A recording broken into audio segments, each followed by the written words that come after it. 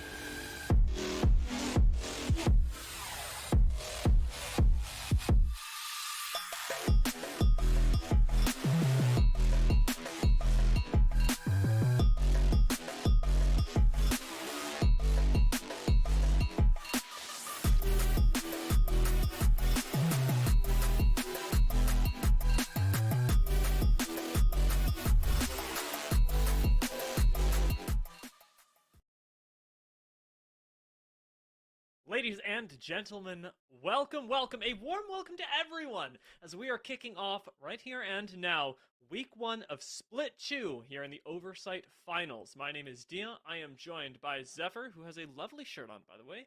Thank you, Zephyr, for joining me today, and welcome to Oversight. Yeah, it's been a long time coming. Maybe some would say I've been watching Oversight across the entirety of that split one. And now, between the both of us, we get the opportunity to finally grace our voices alongside it. And we can't thank those who are behind the scenes enough. Yes, I mean, we have 20 of the best teams in North America competing right here for your viewing pleasure tonight, and they will be competing for a prize pool of $5,000 with $2,300 going to the winner, $1,500 to second place, $900 and $300 to third and fourth, respectively. The teams competing are those that you see in front of you now, and Zephyr, like I said, some of the best teams in North America, the ones 10 of them qualified from their playoffs position in last split's Oversight, and 10 of them as well qualifying into today from Monday's games. Yeah, we just came through from the first qualifiers here, and obviously some of these names you may recognize. Bots, Tripods, ESA, FaZe, many of which coming through from and also currently competing in the ALGS Pro League, but all still unproven here in Oversight. I like the fact that you brought up that some of them are competing. In fact, almost all of them are competing in Pro League because, as a lot of people may have noticed on Twitter, I was calling out one team specifically that we want to keep an eye out for today, and that's Stormtroopers. They're the only team here today that isn't actually in Pro League right now, and the very fact that they've qualified is already an accomplishment, given that this is coming right after their performance in Challenger Circuit on Monday. I am very curious as to how a team that didn't even get first in the Challenger Circuit on Monday is going to fare against all of these incredible teams when they've already barely made it.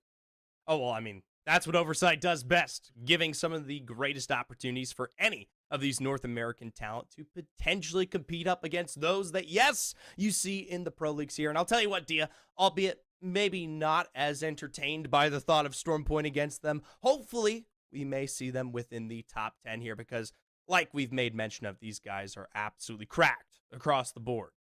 They certainly are. You brought up Stormpoint, and for those of you who are just tuning in, it's worth noting that we are going to be playing on two maps today. Not just Stormpoint, but also on World's Edge. We'll be starting off on Stormpoint, of course, and the points are going to be completely regular, Zephyr. You've cast a barrage of Apex events, as have I. If any of you have watched them before, it's 12 points for first, 9 for second, 7 for third, all the way down to 1 point for any placement between 11th and 15th. If you place below 15th, you aren't getting anything, unless, Zephyr, you get 1 point per elimination that you manage to pick up in any of the fights you see yourself within across any of our maps here today. That'll be something that we can look forward to because these teams are ridiculously good fighters. We were talking about it a little Oh, bit Lord. before the show, but I don't think that you can point at a single squad here and say that they're lacking firepower. For the most part, I am expecting today's fights to be relatively decisive, but also a lot more controlled than perhaps some others that you've seen around the Apex scene, mainly because with all of these squads coming from Pro League, yes, this isn't the Pro League, but it is their best shot at competing each other for prizing on a week-to-week basis. Yeah, I mean, we were just talking to Chrono behind the scenes, and he said some of these games, especially when you really get into there, those first moments, it is some of the best competition that you get to see outside of when you do see them compete here in Pro League. And that's actually something of a topic that I'll be watching all of today here. Obviously, we saw the impacts of Split 1 of Oversight, and that did not coincide alongside Pro League whatsoever. Now, we actually have the ability to compare results that we see in the official ALGS competition with what might shape out here tonight. I think those parallels are going to be absolutely crucial, especially for a lot of the people who want to understand more about what's out there.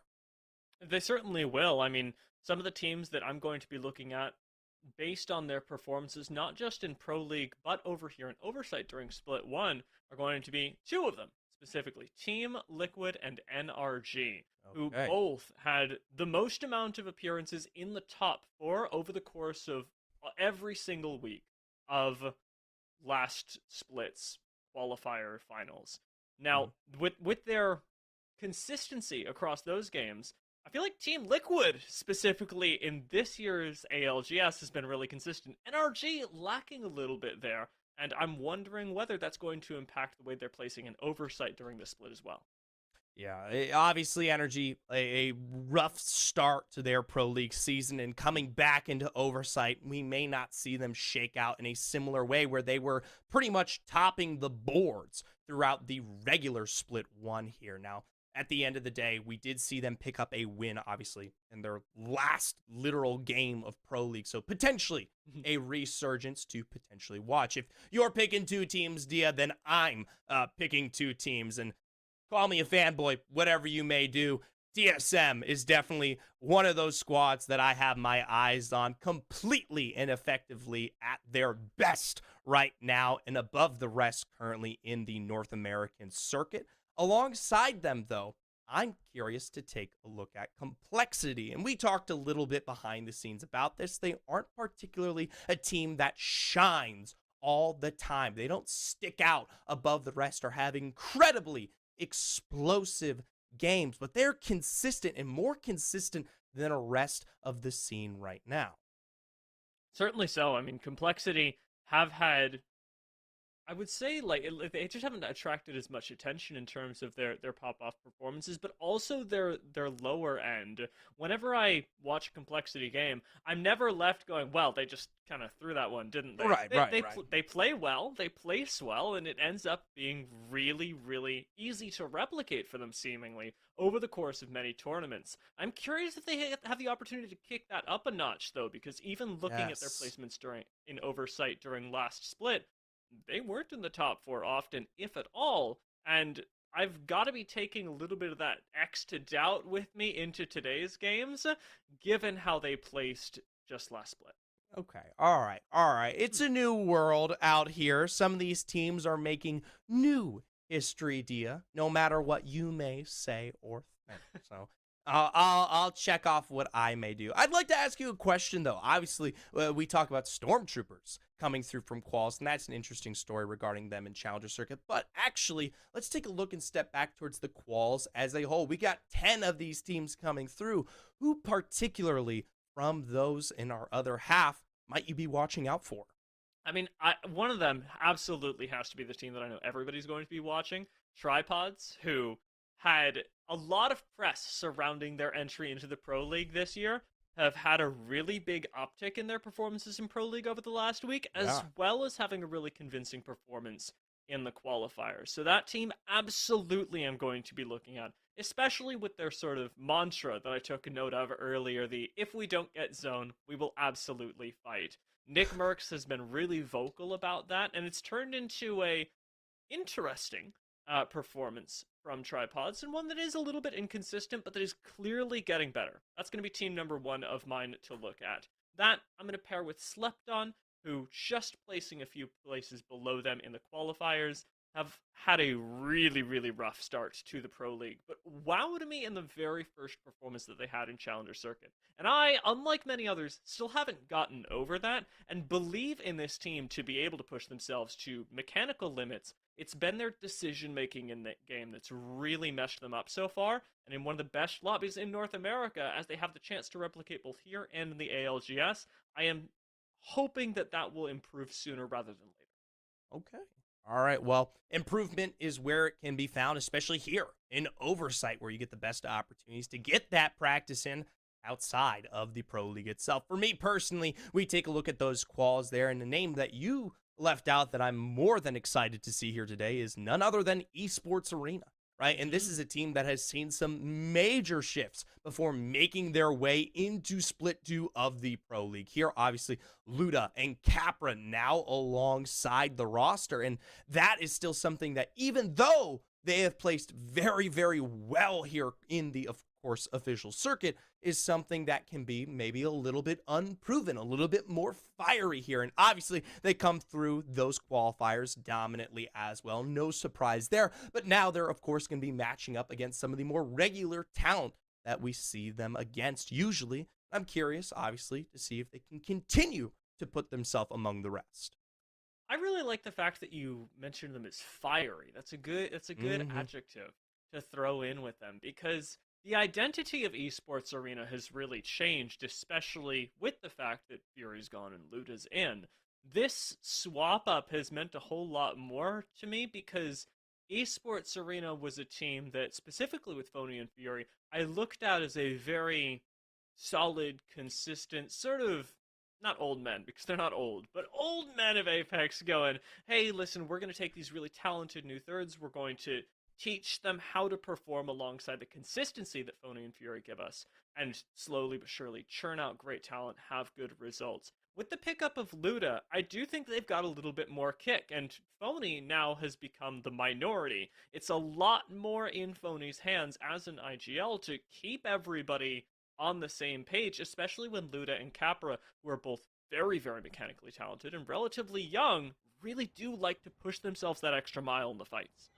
Well, as y'all can see at home here, we've got our 20 teams ready to go, character select all said and done, and quite a few choices that we'll have the opportunity to talk about here in a second, most of which are surprising me. But obviously, as our dropship makes its way through and across here on Stormpoint, we've got for you Game 1. Game number 1 going to be the one that really should have the most difficult time for our qualified teams, as there is always an adjustment period as everybody gets acclimated into the lobby. It's a relatively simple drop path for us now, though, which I do like, especially if you're a squad that lands over by Lightning Rod or Thunderwatch. You've got easier access to your POI than most other times, and as it turns out, you won't have to move too far, because the ring is actually pulling us up pretty far to the north as well. Teams that land over by fish farms, for example, might have a little bit more difficult time. I'm looking at you, Luminosity, but by rotating up through the eastern side of the map, they should be able to make it uphill, but in relatively short amounts of time. Yeah, obviously we look towards things like Cascade Falls and some of these southern chokes to be at least position a potential contest here, especially given the fact that, yes, this zone will be making its way even deeper towards that northeastern side of Thunderwatch and Stormcatcher. We get a bit of split, but meanwhile, fighting to already take place here in the deep. Bots seem to be coming out on top of it as HCE struggling with the 99. Have to hit the reload on the low ground. Crook is low, but gets a nice bit of damage down. Takes out a HCE finally. Bots getting these last bits of damage in to claim their POI. We knew this was one of the contests that could go down once we hit Storm Point, and things have gone pretty well for Bots so far, as they did in qualifiers, Zephyr. All right. Already a little bit of the similar success we've seen from this roster in quals, and now carrying it forward. Obviously, here we tune in towards Tripods, a team that you were discussing before we got into the match, and they're looting up, hopefully quickly here from Command Center. They're one of those teams that they're going to have first dibs on where they might want to start playing out this zone here. Yeah, I'm fascinated by what we'll see out of Tripods, mainly because they've switched up their landing spots in between now and qualifiers. Previously, they were over at Launchpad, which is not going to be something they can do anymore since we've got SSG over there. And with this adaptation, I mean, it opens up a totally different way of rotating into zone for you, perhaps out of zone in the case that they seem to be going for right now, heading over towards wall. They're not the only ones on the move. Very soon, we'll be getting a lot of our squads setting themselves up for where they want to play the end game, especially those that are more comfortable in zone. I would not include Slept On in that. Do you want to talk about their legends? I was about to say, already right off the bat, we see a little bit of the oddities there with Octane and the combination of Bangalore. A pick that did find a lot of play, especially in the earlier splits of Storm Point, but has since been replaced, obviously, for Slept On, something that might give them their mobility within the chaos of these smokes. But first up, they might have to match against Complexity here as they have arrived. Now, fortunately for Slept On, Complexity are on all whites right now, and on the low ground. A Valkult from here, actually instantly channeled, and I don't mind it, since Valkulting from the high ground does get you a really nice bit of movement. As TSM try and make their way up vertically, they wish they had a little bit more of that extra height to be able to pass this team in its entirety, instead having to opt through the caves right now, and still put themselves in, I would say, a difficult position where when you consider actually fighting up to the high ground, it doesn't get any easier when you're inside the caves versus out. I am curious to see what is available over here towards Thunder Watch for TSM. This is obviously a power position for the squad to set up in, and it clearly could be very empty. We know many teams can share that. Meanwhile, for ESA, clearing out that IMC armory, none other than NRG has heard the shots and now arrives. Seems like they may not actually be looking to take any advantage here. I'm wondering what's going on, because like you say, I'm sure that they know exactly who is in that IMC armor, at least have the best guess. It is something that NRG likes to track in terms of who's landing over at North Pad, but their rotation is going to bypass it entirely, making use of the fact that this team is literally locked in a room and shadowing TSM on the way up. It is very delayed, and NRG are going to have a lot of time to make up this vertical distance, but nonetheless, the fact that they give up a fight and instead are going to play for zone might speak to a little bit of a shift in play style. Well, we'll see. For now, obviously, ESA might rotate a very similar way behind them, and they might not have any choice but to fight here. But obviously, a lot of spacing still well and available for the first close. For TSM, they did make their way, of course, towards the Thunderwatch area, and yes, are contesting across here. Now, obviously, bit of a gentleman's agreement. No way in hell that they'll be sending themselves out anytime soon here. The fact that TSM have set themselves up all the way here in zone, though, is of curiosity to me. And with Optic arriving on the scene as well, things are about to get not just more crowded, but a lot more dangerous up here in Thunder Watch. As this isn't a building that I would say a whole lot of squads can coexist in, at least not for very long. With Optic on top, they've got the best shot at being able to third-party any engagement that happens down there, which should keep these two teams below them relatively chilled out for right now, neither wanting to take the risk of that third party, but it is only a matter of time before a fourth and even fifth team piles in here, and while we've been talking about who's playing zone, we haven't even gotten the chance to see how Guard is rotating in here yet. I am curious to see, obviously, teams we saw a little bit later on the rotation, like NRG, will likely maybe come through the cave system or try to play out from the northern side, and there isn't a lot of space to work with in that position, but it is definitely something that could potentially take advantage of some of those angles that we might see over towards Optic. So while they may not be pulling the trigger and we may see a lull in the action of Thunderwatch, it isn't something that may garner success in the future as things tighten up. Now, BR Demons taking height all the way out here around Launchpad. do end up finding a quick shield break, but no more, as BR Demons are unlikely to give up their high ground, instead gatekeeping this squad on the low. For the moment, it'll be relatively safe for them, and their backs also shouldn't have a whole lot of attention since most teams have prioritized that zone too, but I like that they're playing a little bit further back. Aiden actually taking a big chunk on the way that pulls Reeds all the way over to cover. And fortunately enough for them, they have height, because if not, BR Demons probably wouldn't have much else. It's tough to say what occurs now here. Obviously, they extend Reeds back there to maybe get a little bit of the lay of the land, but obviously, looks like this squad may not be coming through this choke for now for BR Demons. They know for a fact, especially with the information that lays ahead of this zone, that they've got to make moves for Impulse, Stompus, and Jalone. They've got some problems from behind.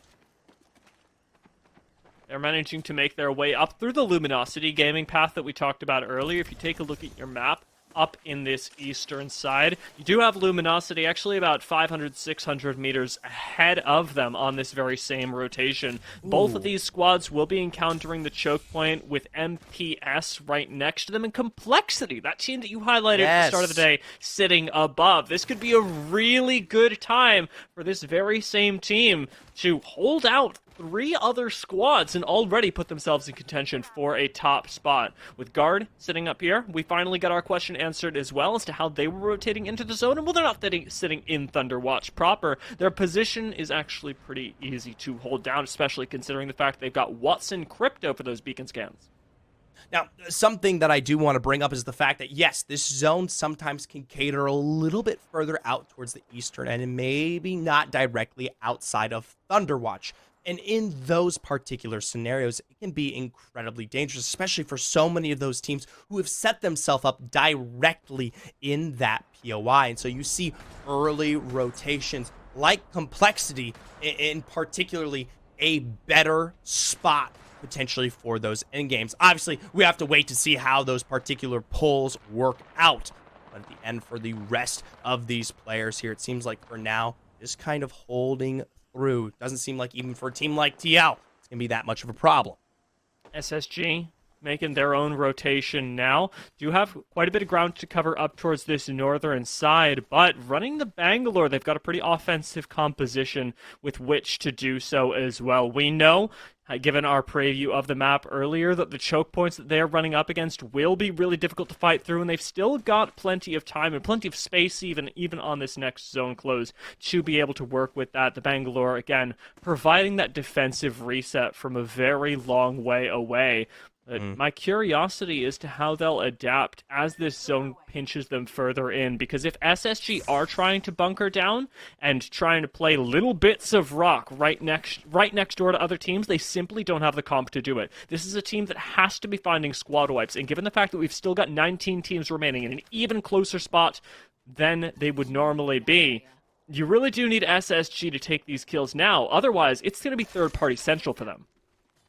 It looks like they are beginning to find them here. An initial drop down on Gambit to follow through with the entire thirst for Blakeu and what looks to be Kuzme joining this roster here today. They've led themselves down towards the low ground of this hill from now, giving away this position. SSG now in a prime spot of real estate. We do look, though, up there towards the POI direct of Stormcatcher. There are teams who are watching from above, and we both know that obviously this zone continues to pull even further north. So while SSG may have found some initial success here, I still worry for their further rotation. It is a really valid concern, especially since they don't have that height that we saw Complexity take earlier for their Valgult, something that's actually just a few meters, but makes such a big difference. ESA taking an interesting route in here through Command Center, come up against NRG and have sent Luda out on the flank. This is the fragging potential that you get with a pickup like Luda, but it's going to come with a little bit of risk. Let's watch how things pan out for Luda, as he does have a good off angle, joined actually by what I believe is Phony right next door. Capra taking that quick bat to come around the side and sort of shepherd NRG further away from them. No deadly damage just yet, but it's been a game of inches that ESA are winning, and how now that they've found their first knock, ESA can take control of this, even in the 2v3. They do have to be careful, though. Boney does get taken a little bit lower than is comfortable, and that bat is going to come in clutch to let ESA continue pushing forward. Keep that res from going off. Nice CRQ to make sure that happens, and the finish off from Capra now gives them unending height as well. Still a bit of a risky situation, but NRG should be on the retreat. Capra getting caught outside this zone a little bit, managed to get right back to safety using the mobility of this Valkyrie. A little bit too far forward there, and that forces the rotation of energy right into the clutches here of ESA. Singularity thrown out to try to pressure them back, but Phony slips in to find the initial knock on Guild. The zone is ticking, though, and he will go down as a result. Officially, only Sweet now left up alive. Capra looking to eclipse this door once again to potentially finish the job. That was a really good finish from Capra. The shot calling from ESA perfectly coordinating in that moment. As soon as Capra was in trouble, you saw Luda and Phony come over, make the cover, and put NRG down yet another member. It is only Sweet out here, and while I had raised questions at the start of the day about replicating their success from previous seasons, it ain't gonna happen in Game 1. Not like this. Sweetie doesn't even have the banners at this point, and still has a long way to go till that next ring. For while we've been focused on the fight, the zone pulls even further out of command center. We'll see how they fare. We tune back in towards SSG. Now, obviously, when we tuned in with them, they were in a completely different location towards the south, so somehow, some way, they were allowed to make major free rotations all the way up here towards the east. TSM and many of these other squads still hand-holding. It does look like Stormtroopers, our squad from the Challenger circuit, is eliminated. Meanwhile, SSG on their way in. This was the squad that we said had to be taking 3v3s. They've got the composition to do it, to apply a lot of pressure, and with drops sliding on the way in. Yes, they've got a good decent bit of damage down on the shields, but they lose Denial for it. Dropped going down as well, and it's up to Frex in a 1v1. Played around these knockdown shields to make it happen. Zone's gonna start coming in. Arcstar falls out, and Frex, pushed out the door, is taken down as Luminosity come in for the third party. And we already knew here Luminosity had played out here towards the northeastern side and had come through to start off that and now make their way back to finish the job. It obviously looks like, as we take a look at the kill feed, Tripods picked up as well here. A bit of a split in terms of damage, but mostly from what looks to be FaZe. It's a lot of just flying too close to the sun, I think, for Tripods. They've rotated in late, and with a team already sitting underneath Thunderwatch, they might have made the same mistake that ESA did, currently taking a fight up against CLG, who have walled off with this Catalyst. ESA from everyone else in the lobby, they pick up almost all those kills, and ESA are evaporated before our eyes. CLG now receiving that third party is... Rez is gonna go out from Mamba, but in are coming those Valk missiles. Not gonna get the relock onto Nano, but Mamba, sitting on just a little corner of this rock, is gonna have to hold it down for the entire squad right now, with only 2 members standing. How much of a fight can CLG realistically put up towards this end game? Ooh. It's tough, too, because we talk about some of those angles on top of Thundercatch there that might be pressuring CLG. They've obviously managed to survive for the time. They've got a little bit of cover to work with off some of those exposures. Meanwhile, the other side, edge of zone, the guard looking to finish off the remnants here. Eon trying to take an opposite angle, try to shift all the way around the bend here. We'll stick bats for now. Pylon down from Rambo. Arcstars are being thrown out, but they're still finding good breaks. I'm gonna make sure that Keon gets zoned off. He's wide swung on this, no cover available. Dips into the zone for just a second to take down Vayne. And Guard, though they lose RKN, still have themselves a 2 versus 1 with Flesh found on BR Demons. It is a quick clean up for the Guard, who find themselves 3 KP and still one of the best spots in this upcoming zone. For Complexity, whittled down to just Luxford up here. They've got shots with those G7 that simply aren't going to be enough. Luminosity Gaming coming in for yet another third party up in the north. Breaking down the fence line here, making their way in, slowly clearing out the space to lay claim over a dominant spot. Now, we talk about Thunderwatch. I explained here at the very beginning that we may see this zone continue to drift away from this POI, and it has come to claim here. Now starting to move in, you see Team Optic on the tippity top with the redeploy. Where they land, nobody knows. Now, FaZe still sitting underneath, have been hemorrhaging meds, but cleaning up a lot of those from the bodies that dropped on them earlier. FaZe is in a good spot to be able to clean up other teams that drop down onto them, but not make offensive moves themselves. Instead, it's TSM that have made those pushes, cleaning up yet another squad, and with Hal popping a medi real quick, they haven't got a whole lot of time to push out of this building. FaZe still underneath them, and Guard trying to rotate around the side are actually doing so without attracting too much attention. Rambo's got angles on everyone, wow. And we're seeing squads drop. Hal is going to start tanking the zone now, and a combination of Guard and CLG knock them out. It's time for Guard to find a little bit more cover, as they don't have too much of it against CLG. Keon actually getting knocked down, even behind that care package, and as TSM are got a Kraber in the hands of RKN to solve all of Guard's problems. That crack not quite going to come through, as Sykes finally finds that thirst onto Keon, knocking RKN as well. It's up to Rambo now with the RE45 sitting behind a white knockdown shield to somehow survive the onslaught of Team Liquid on this high ground.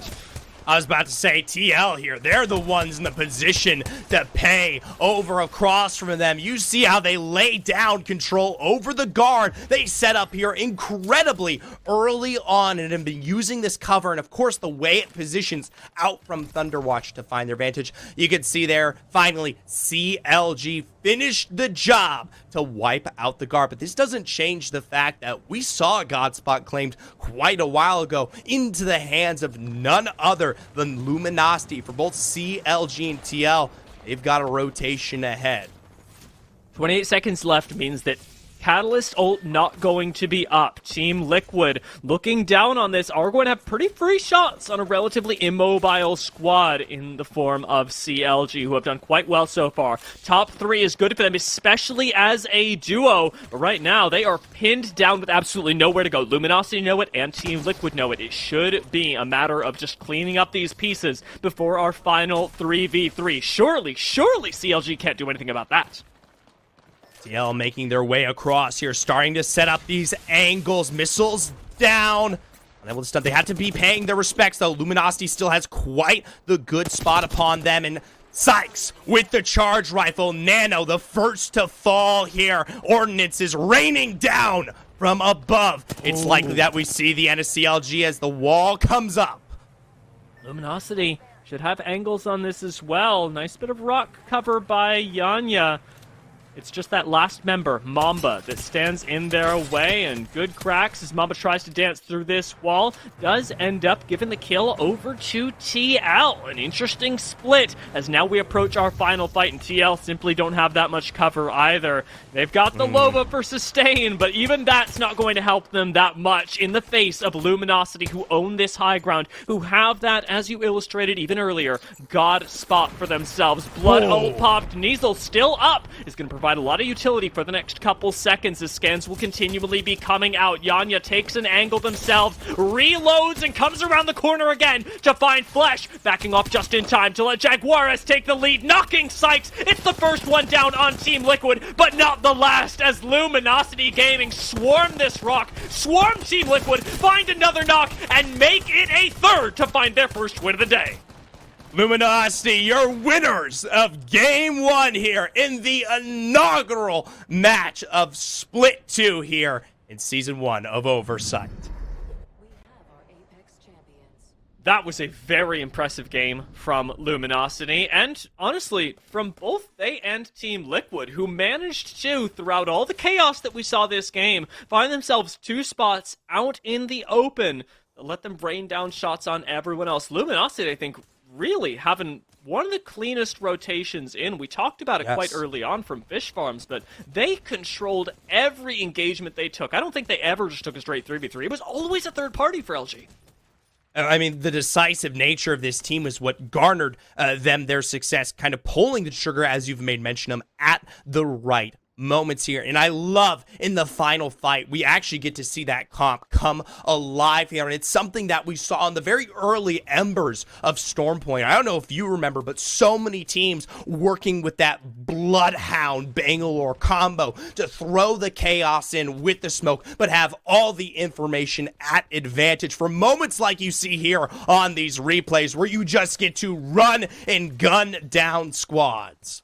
And I mean, we got to see, I think what you could only expect from Luminosity Gaming, especially considering how they've been performing in the ALGS. I was perhaps not surprised, but still pleasantly fulfilled by their performance in this first game of the day, and it'll be one that I hope they get to replicate. But I'm looking at other teams that made it in there. We talked about Team Liquid a little bit. CLG also whipping out that Catalyst and making it look really good. This was actually the theorized version from a lot of coaches as to what you would do best with Catalyst, and that's just split off a fight from everyone else in the lobby. CLG, with their positioning alone, actually got themselves a nice spot to be able to do that effectively, and despite the fact they were whittled down to just a two-person squad, still ended up going in, getting that finish onto the guard, and doing so under cover of night. Well, at the end of the day here, teams now possibly more adjusted as we start to make our way towards that second game. So maybe potentially, those kinds of positionings and early rotates not going to be finding as much success. That's absolutely possible. It's, especially with zones like that, quite difficult to make your way up. We saw a lot of squads fall to it, and we'll get the chance to take a look a little bit later on as to how it's continued to work for everyone else. Of course, I want to take a check in with that leaderboard here we to go. see where we are. We finally got it ready. Luminosity coming in first with 17 points should surprise no one, except for the fact that it's a pretty low amount of points for a win, Zephyr. Well, obviously, you talked about it early on. It was a team that made their decisive strikes off the back end of third parties, never were directly in a 3v3 situation. So while they've got themselves quite a bit of points off of their win, the 5 kills to their name is nothing particularly to laud about. No, this isn't going to either. Thank you for the edit. That makes maybe a little bit more sense. This is going to separate them just a little bit from the rest of the lobby, but it is by no means a crushing victory in their first game. No. Well, a well-controlled one. We can take a look at how they'll perform during the next couple games. Before we jump into those, we're going to take a very short break before Zephyr and I are back for game number 2.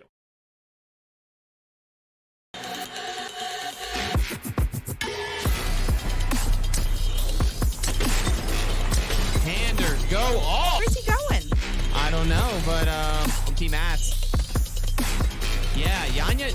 Oh! They just have a really good spread. What satisfying shots! Where are tripods? I'm watching Team Liquid Friend with a 201 beam ski right there. They're all up there. Again, you gotta love G2's comp. And amazing shots out of Chaotic. That just does not look natural at all as he cleans up not one but 2 players there. Oh, they're gonna fight. I'm taking over the screen here as Ronnie's doing some big damage with the R9 and the PK and only going down.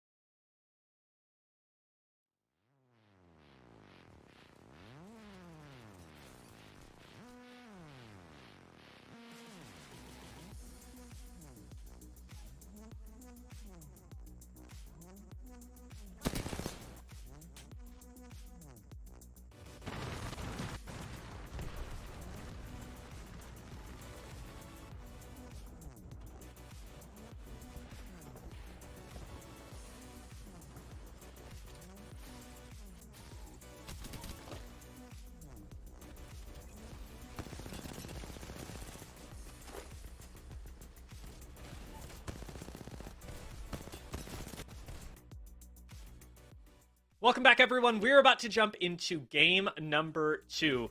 here in the Oversight Finals for Week 1 of Split 2. I'm still Dia, I still got Zephyr with me, and as we are jumping into Game 2, I remind everyone, Luminosity ended up finding that last game win with Team Liquid in second and CLG stealing away that third place.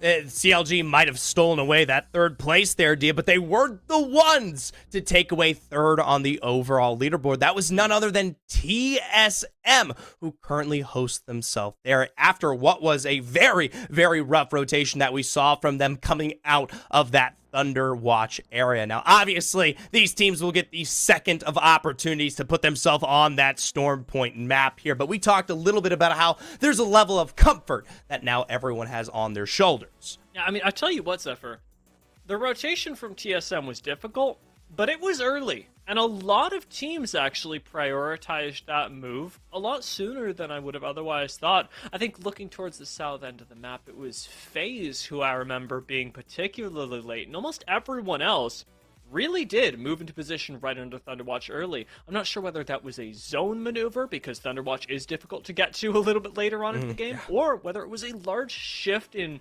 trajectory, as we've seen sort of the polar opposites of Apex emerge over the past couple months. Starting off with the championships and Furia really redefining a playstyle for everyone. Was the game one just the zone, or was it indicative of us moving back a little bit and playing more defensively as a continent? as a continent here, well, as Dia figures out what North America may potentially be, our dropship is still making its way across Storm Point for the second of times here. All teams making their way out, and seeing, of course, right off the bat being that of a very similar zone. I'd be worried about it for sure. I'm keeping my eyes specifically on Slept On, because I know they've got that beacon at Stormcatcher, so they'll give us a little bit of insight very soon. SSG, similarly, over by Launchpad, will have that data, and in terms of teams that are going to be able to adapt, it's them and Team Liquid that actually have some of the best paces of being able to move themselves into zone should they need to. Tuning back over here, though, it's round 2 of bots versus HCE. Zephyr, it's time to fight, and we've already got a purple shield picked up for HCE. What a disaster! Stompez here, right into the meat grinder, nowhere close to getting themselves set up, and I'll tell you what, bots just did not time that drop effectively there. HCE were the first to the punch by miles. Not even close, honestly. I leave this POI wondering, was there even a second squad here? Because that cleanup was so fast. They've also, of course, got that beacon to be able to scan themselves, but we finally have that information revealed for us as we are again, as you said, Zephyr, going up to the north. It wasn't just initially similar. We're all doing essentially round 2 of the exact same thing. I guess only this time HCE get to play.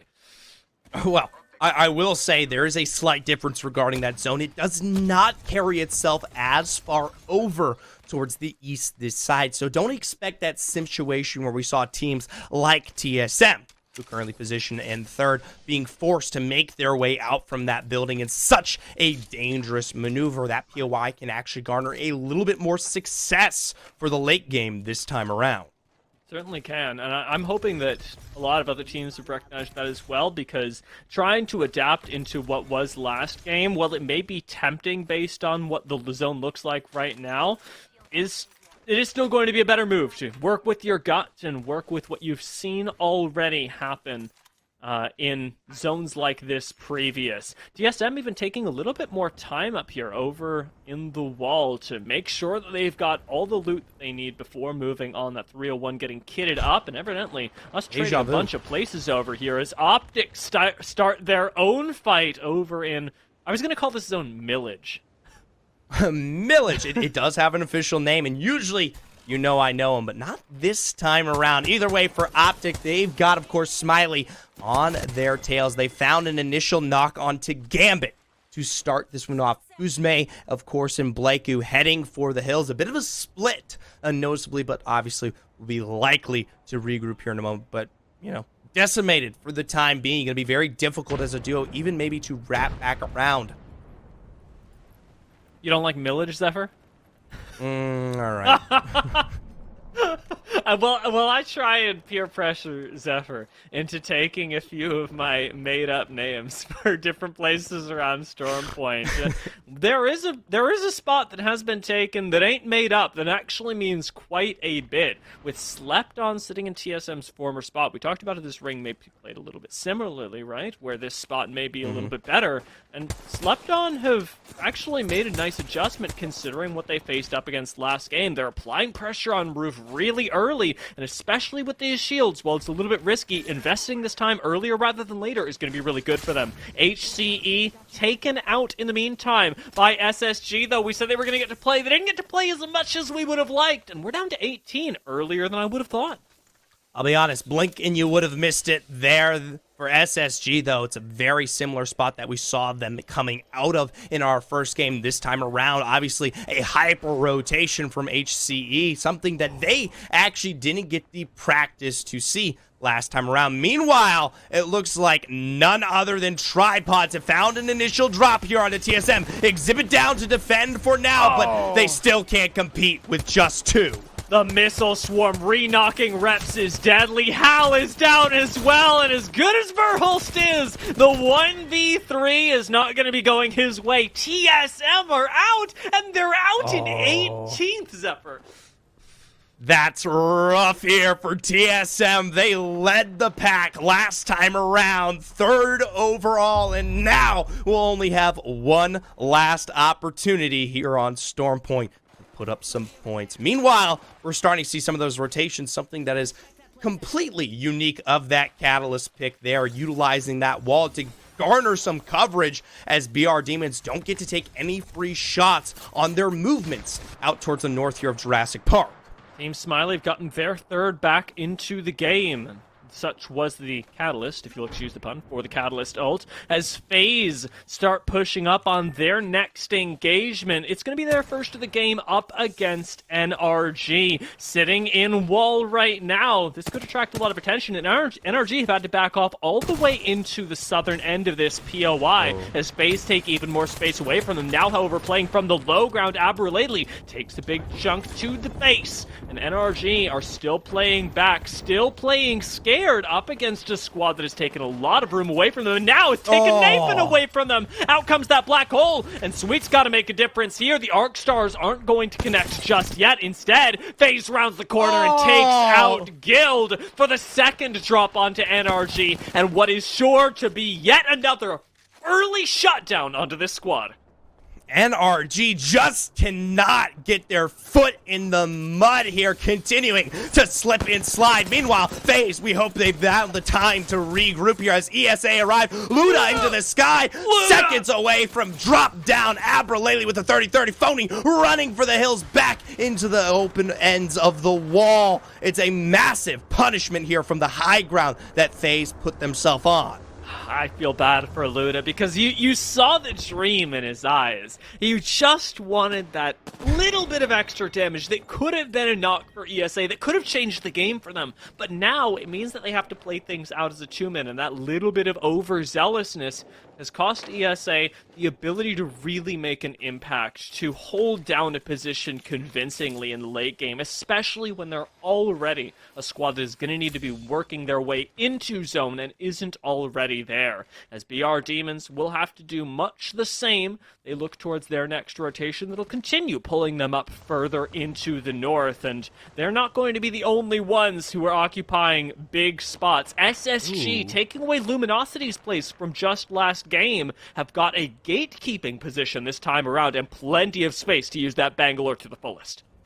My apologies, Complexity making their way over to a similar spot that we saw from TL last time around. TL, though, making bets obviously further north, opposite side here in a bit of that Pineapple Dome for themselves.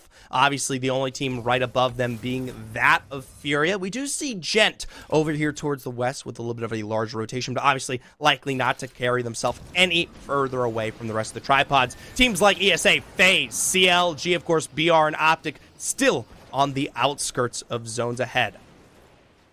Guard poking their heads out. at Tripods is going to be an engagement that we have to watch. There's the opportunity for them to rotate out to the south, or rather through it, but it's going to be perhaps a less attractive option than just being able to take away that high ground in a 3v3. And having spoken to RKN previously about this, sometimes you gotta risk the game to win the game, and that may be what Guard's doing right now, is even through this faraway cam, we can see their health bars dropping a little bit. Rambo taking some poke. Calm down. Careful, bud. Careful. Meanwhile, back towards over here on Thunder Watch, dressings upon this roof, a nice Watson fence line to put some into safety. You've got MPS on the opposite side with some angles, and the lovely artwork ripped to shreds here by Shooby-Tooby. Just trademark Stormtroopers play on the other side of this as well. MPS, they are not going to be able to unseat the Newcastle Watson that has sat up on top of the building. It's the whole point of how Stormtroopers have really been playing, even throughout Challenger Circuit. They'll sit here, put down a wall, put down the pylon, and wait. It's what got them so many placement points. It's what did the exact same thing for them in the qualifiers to today's games, and it's bamboozled a lot of squads. If the zone actually keeps pulling to Stormtroopers, I don't see a world where they're unseated very easily. Meanwhile, for Optic here, we talk about unseated out of the command center. BR not far behind. Now, obviously, no real damage to knock Optic anyways out of it here, but obviously trying to set themselves up to potentially either make their next rotation forward or find a resurgent back. Looks like for BR, they've actually made their way to pulling in own direction. Not interested in following up whatsoever. These teams, kind of like what you were saying at the very beginning today, playing this one maybe a little bit more defensive, making more choice decisions. I mean, if BR Demons are going up, they're going to find themselves right into the arms of our guard squad. Vayne jumps up here, and, well, they do eliminate the fences. Guard know exactly what's going on right now. I'm surprised that BR Demons even got the opportunity to jump up without taking damage from the fences, but either way, Guard now on full alert, have themselves in a defensive position, and with a nice bit of damage as well. They're close to the next shield level ups, as Keon does have to take a little bit of a chill pill, but out goes that EMP, sending everyone right back down the rabbit hole and giving Rambo the chance to put up these fences again. Now, what I worry here is obviously we may not see BR address that in a similar fashion, but for the Guard, we talk about their resource management. Look at the shielding that they have available. Double blue on the white. That's something that can be ego challenged at any given point here. Now, Rambo obviously likely to set these fences up maybe a little bit more dangerously this time around, but still, potential impacts. Yeah, it is risky, and it's one of the reasons that I like that they're playing inside for now, but also that I would really prefer that they're able to focus their efforts on tripods in front of them, because they've got, in the case of Guard, more sustain with that Watson, nice long range to be able to take some poke. I know Nick Merckx is a beast with the 30-30, something that he's likely running this game, but it is still, I think, the better option to be able to, with safety of buildings, shield, heal up. CLG not going to have that luxury as they make their rotation in onto FaZe. I believe this is spotted as Snipedown's already thrown some shots out, but gets almost taken down from just off to the north. And it's a quick shield bat, a quick reset for FaZe as they've now all got to group up on top of this building, already smoked out as well. And with the Digi, that'll only do so much. FaZe don't have a lot of room to maneuver with. I was about to say, though, for CLG, though, it is still an issue ahead. Obviously, Storm continuing to tick, and they didn't take advantage of the damage that they found and pull back towards their original position. Now, obviously, with FaZe on high alert. Meanwhile, for Optic, back towards the Stormcatcher. Direct pressured out for now. Duplex back with his own coverage. Vayne, the first to fall. BR Demons in big trouble as Skittlecakes gets the chance to wrap around the corner as well, and the BR Demons are taken out entirely. It's going to be a quick shield swap for Skittlecakes, making sure that Dupe will have full HP in the shield department when he gets rezzed. As Luminosity have pushed up onto SSG from the low ground, they actually find themselves right next door to Complexity, holding down the Team Liquid spot from earlier. And speaking of Team Liquid, they're in God's spot this time around. How do you like them apples? It's a better pull there for them, obviously, but they've got coverage that they'll need to perform, especially with both FaZe and Furia, and what looks to be CLG landing right on top of Abralele. But Mamba takes huge damage that prevents him from getting the job done where it counts. Down as well, Demi to follow, and CLG with just one member left. Really don't command that much respect from FaZe, it seems, who get to slip and slide right through this wall as Mamba gets full thirsted. A little bit of cover from the smoke, doing essentially the same job as the ult moments ago. FaZe get the chance to play from this low ground, and while it may not be luxurious, the loot down here is certainly going to make them feel a lot better about this position that they've got to play from. And obviously in that moment there, we see the issue of playing out an edge like that with a rotation as slow as what we saw from CLG. You see how you become so weak in moments like that, forced to make decisions that pressure you there. For Nano, now the last remaining member, going to be ratting this one out. But we know with games, with Seer, with the dominance of this meta, there's no such thing as a rat anymore. Oh no, there is not. Nick Merck springs that trap, takes down the last member of CLG in combination with Deeds and the rest of the tripods. And with the Seer ult out now, they at least get a little bit of warning on the fact that FaZe was running up on them. But the question is, was it enough? For Gent, it has not been. Nick playing like a monster behind that knockdown shield, finally gets taken down, and you push out just that little bit too far and get taken out by Furia. FaZe going to be able to reset just behind this Prowler den, while everybody around them falls left and right. The chaos just a little too much. I have to say, though, from tripods there, it was as close as it got. You thought the job was done. 2v2 in the end, but managing to pick up major damage to potentially turn that fight around. Sadly, in the end, they couldn't quite fester the last little bit that would have carried them forward. And now, of course, FaZe with the resets, the gold knockdown. Meanwhile, back here, I tell you once again, it seems like deja vu here in Thunderwatch. All these teams that have set up a squad like Stormtroopers, who you had high praise for their defensive positions, now forced to make dire rotations ahead. I would say they have maybe some better legs ahead here, obviously, given the fact that I do see that castle wall available and likely the pylon as well. A good redeploy into a perfect position could be set up. From a playstyle perspective, though, this is where we would expect Stormtroopers to be the weakest. They've got to rotate out of the defensive position. That's not historically been where they thrive, especially with so many other experienced teams trying to do the same thing. We got to worry is Prophet going to be picked up, but they lose yet another, and it's to a two-man of ESA who wrap around this corner, finding that second knock again. Stormtroopers haven't even moved yet, and they've already lost control.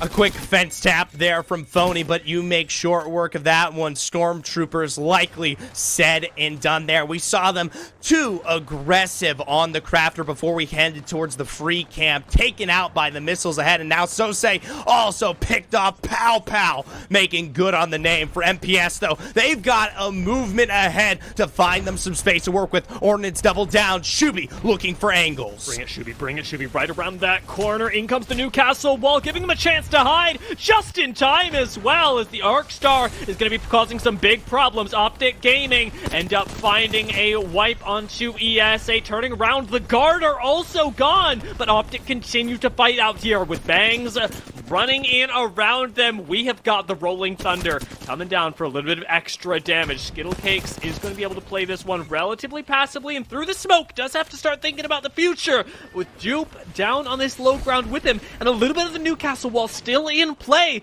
Optic Gaming have only lost one so far, can still fight this out. Complexity are shooting down at them, and Skittlecakes has gone. FaZe have picked up those kills. Madness right on the other side. It is chaos in the southern end of this ring, as Team Liquid even and Godspot are taken out. Furia, they make their moves on the opposite side of the clip to take away a position that could highlight endgame victories. Still, though, we talk about squads like FaZe, Complexity ahead, what looks to be Madness as, yes, the final rat taken out by Snipe down. Our final three here as FaZe push upon Complexity, but I'll tell you what, neither of them are in zone. FaZe can play a little bit more confidently right here. Already not a whole lot of cooldowns for Complexity. They do have team shots, though, and Lux goes low. Swapping behind that Newcastle shield. He doesn't get the time. The shield is chewed through. And though FaZe end up in a 2v1, it's Furia who are coming in to third party it. It's the last two squads already. And Furia from the high ground, from the unquestionable God spot, have already taken down Snipe Down, have already set themselves to a victory this game. This is their victory lap as the 301 shoos through that smoke and sends Furia to a Game 2 win. Furia, your second winners here of the Oversight Week 1 finale for this, my apologies, Game 2. I gotta say, what a wonderful performance from them, but what an even better one from none other than FaZe. I give high props to that team, albeit they didn't pick out the win here.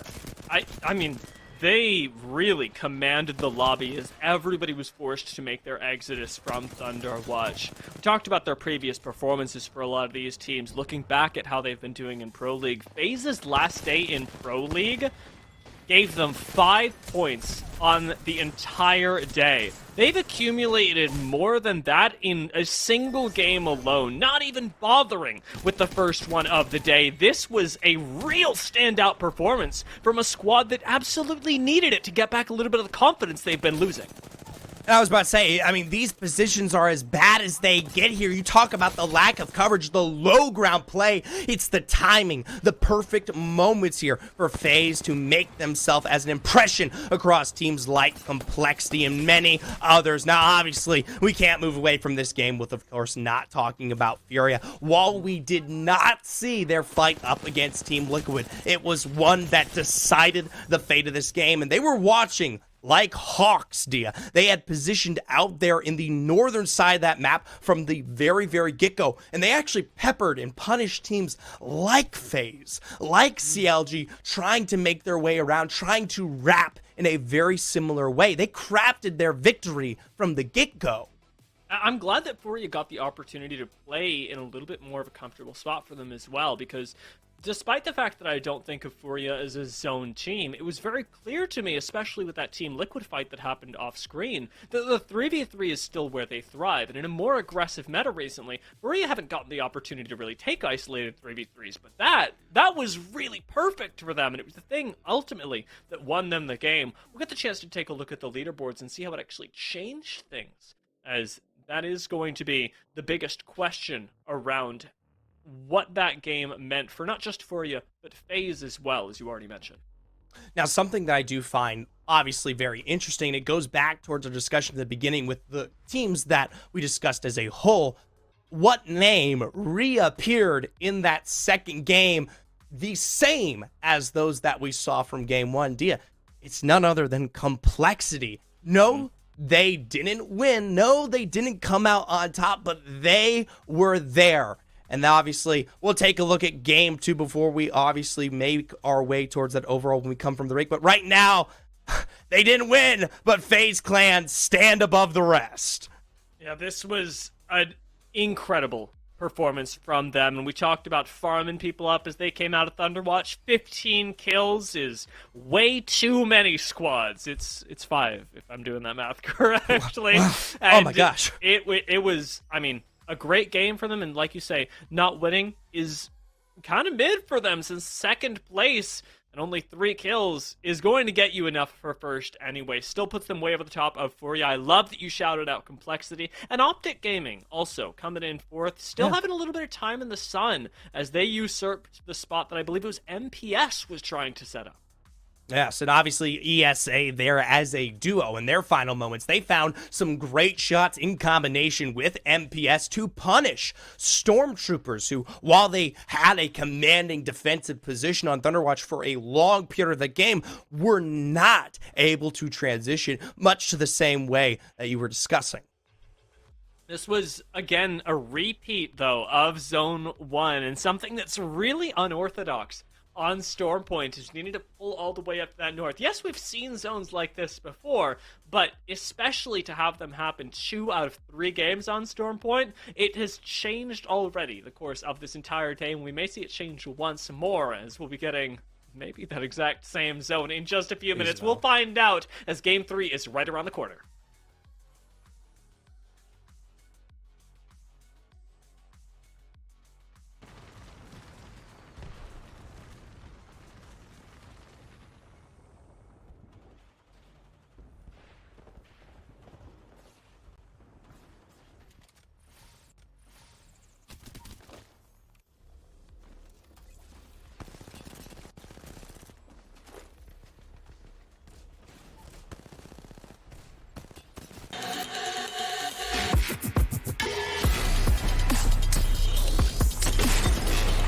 Handers go off. Where's he going? I don't know, but Team Ass. Yeah, Yanya. Oh! They just have a really good spread. What satisfying shots! Where are tripods? I'm watching 2-0. Team of the friend with a 201 beam ski right there. They're all up there. Again, you gotta love G2's comp. And amazing shots out of Chaotic. That just does not look natural at all as he cleans up not one but two players there. Oh, they're gonna fight. I'm taking over the screen here as Ronnie's doing some big damage with the R9 and the PK and only going down.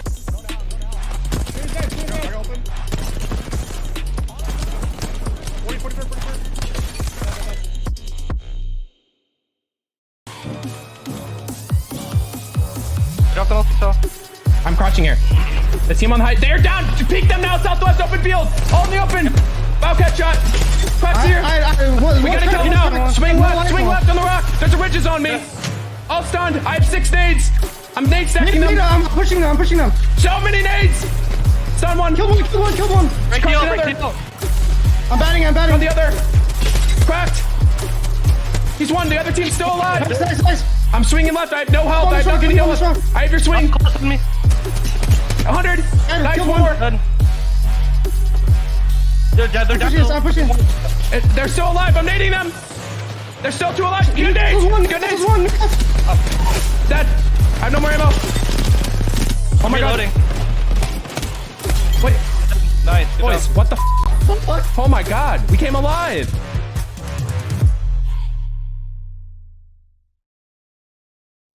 Ladies and gentlemen, welcome back to Oversight Split 2, presented by Hyperlux, as we are in the first week in the finals, and on the third game, the final on Storm Point, Zephyr, as we've got World's Edge coming up after this. It's important that we set the stage for those teams that have the most to gain, the most to lose on Storm Point. FaZe Clan currently in first with 32 total points, and Luminosity right behind them.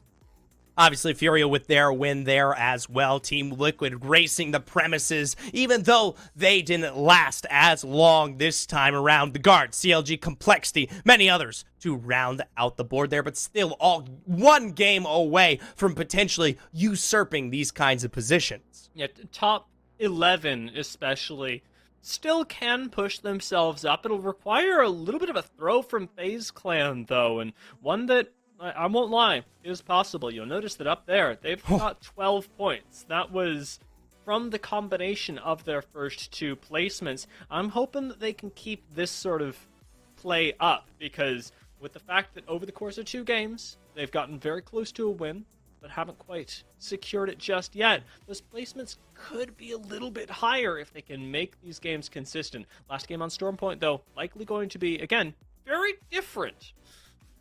I was about to say, this time around, hopefully we're not going to be sitting right on top of Thunderwatch. Obviously, when we see it pull up towards Northwest, you can hope for maybe a bit of a difference between Lightning Rod and Depot or whatever. No. We were getting a taste of the same, and I'll tell you what, my taste buds, well, they're sick of it, Dia.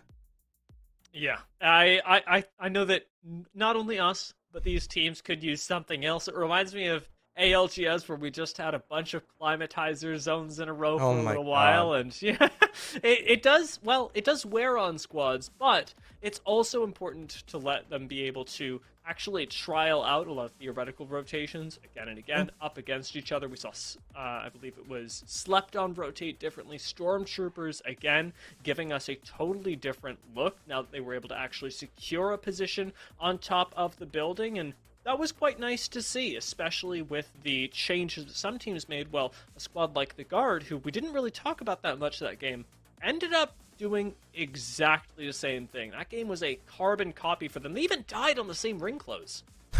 Well, I'll tell you what, at this point here, obviously some of those similar zones have brought control to the chaos that we see on Stormpoint, but hopefully with the differing that lays ahead, some of these teams that haven't gotten the opportunity to shine find themselves in a much better position, albeit one that is not the best possible aspects for them. Obviously, we look towards the map such as World's Edge. That can bring a lot of consistency, especially for some of those teams that we held with high praise. It certainly can. This is where, on Stormpoint specifically, zone teams can be punished a little more. It's a lot more difficult to hold down territory on a map like this, especially as we get later into the game. There just isn't as much cover to be able to work with moving on through into those later stages. We've seen it twice now, as the zone just rips everything away from you and you've got to run through open territory. And while similar things can happen on World's Edge, the buildings, when they are in zone, are they're beautiful, Zephyr. You can't do anything to a World's Edge building. I mean, I wouldn't call them that kind of pretty. I mean, they're nice. I mean, take me to dinner first, okay? Yeah, okay. All right. Catalyst may have a thing to say to you about that one there. At the end of the day, though, I get what you're trying to say. Obviously, for World's Edge, there's a level of safety that exists here. And while obviously seeing much of the same here, at least for our first finals on Stormpoint, obviously with this differing change, albeit it will allow for other teams maybe to find their success, it's not a confirmed success. Being in those kind of dominant first pulls will not always garner you those end games. No, and that is the difficult lesson that a lot of our squads have learned. Fortunately for us, we can all breathe a collective sigh of relief as we move ourselves over into the West for our final game on Stormpoint, giving a totally different perspective to this game. Squads like Luminosity that have had to take the same rotation twice, like Guard, that have done exactly the same thing, and even like TSM, who attempted it, though got shut down a little bit early by tripods, will now get the opportunity to hunker down a little bit more. Specifically TSM, who landing over by a wall, have a very short walk into this ring. You know, TSM is definitely a team that I'll be watching like a hawk into this game in particular, because it was just last, at least out of game one, that they sat there right on the cusp, that top 4 kind of position for themselves, and now are on the bottom half of the leaderboard. And obviously, I mean, we can all do math here at home. It's very early on in our series, but similar performances to that as other teams raise the bar are never anything good. Either way, we'll tune right back into your regularly scheduled programming here in Shipfall. Round 3, fight. The bots already, Mastiff 3030, pretty big burst, at least out of Jalone. But what I'm noticing when I look around them is that HCE aren't firing their guns. They're not dying. They've landed on the outside and have given us a different look in this third game. Both teams wanting to avoid the mutually assured destruction, or at least the 50-50 that came with how they were fighting previously, and now taking a bit of a different approach. The thing is, HCE, they haven't got the most incredible loot just yet, and that is what you want when you drop separately, is being able to get a massive difference between you and the enemy squad. That hasn't happened here, and I do wonder whether bots rotate out to the south to avoid the fight, or whether they gamble on the fact that HCE may have worse loot. I mean, at the end of the day, obviously this kind of time that allows HCE to get themselves in a better position could also lead to them maybe garnering a rotation. Now, obviously, bots have already begun to move up. You can see Jalone, Impulse starting to set themselves on this high ground here of the Shipfall Direct.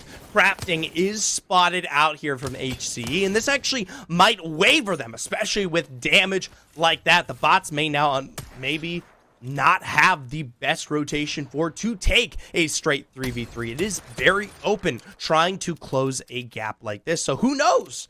Maybe neither of our first 2 teams out will be between these 2.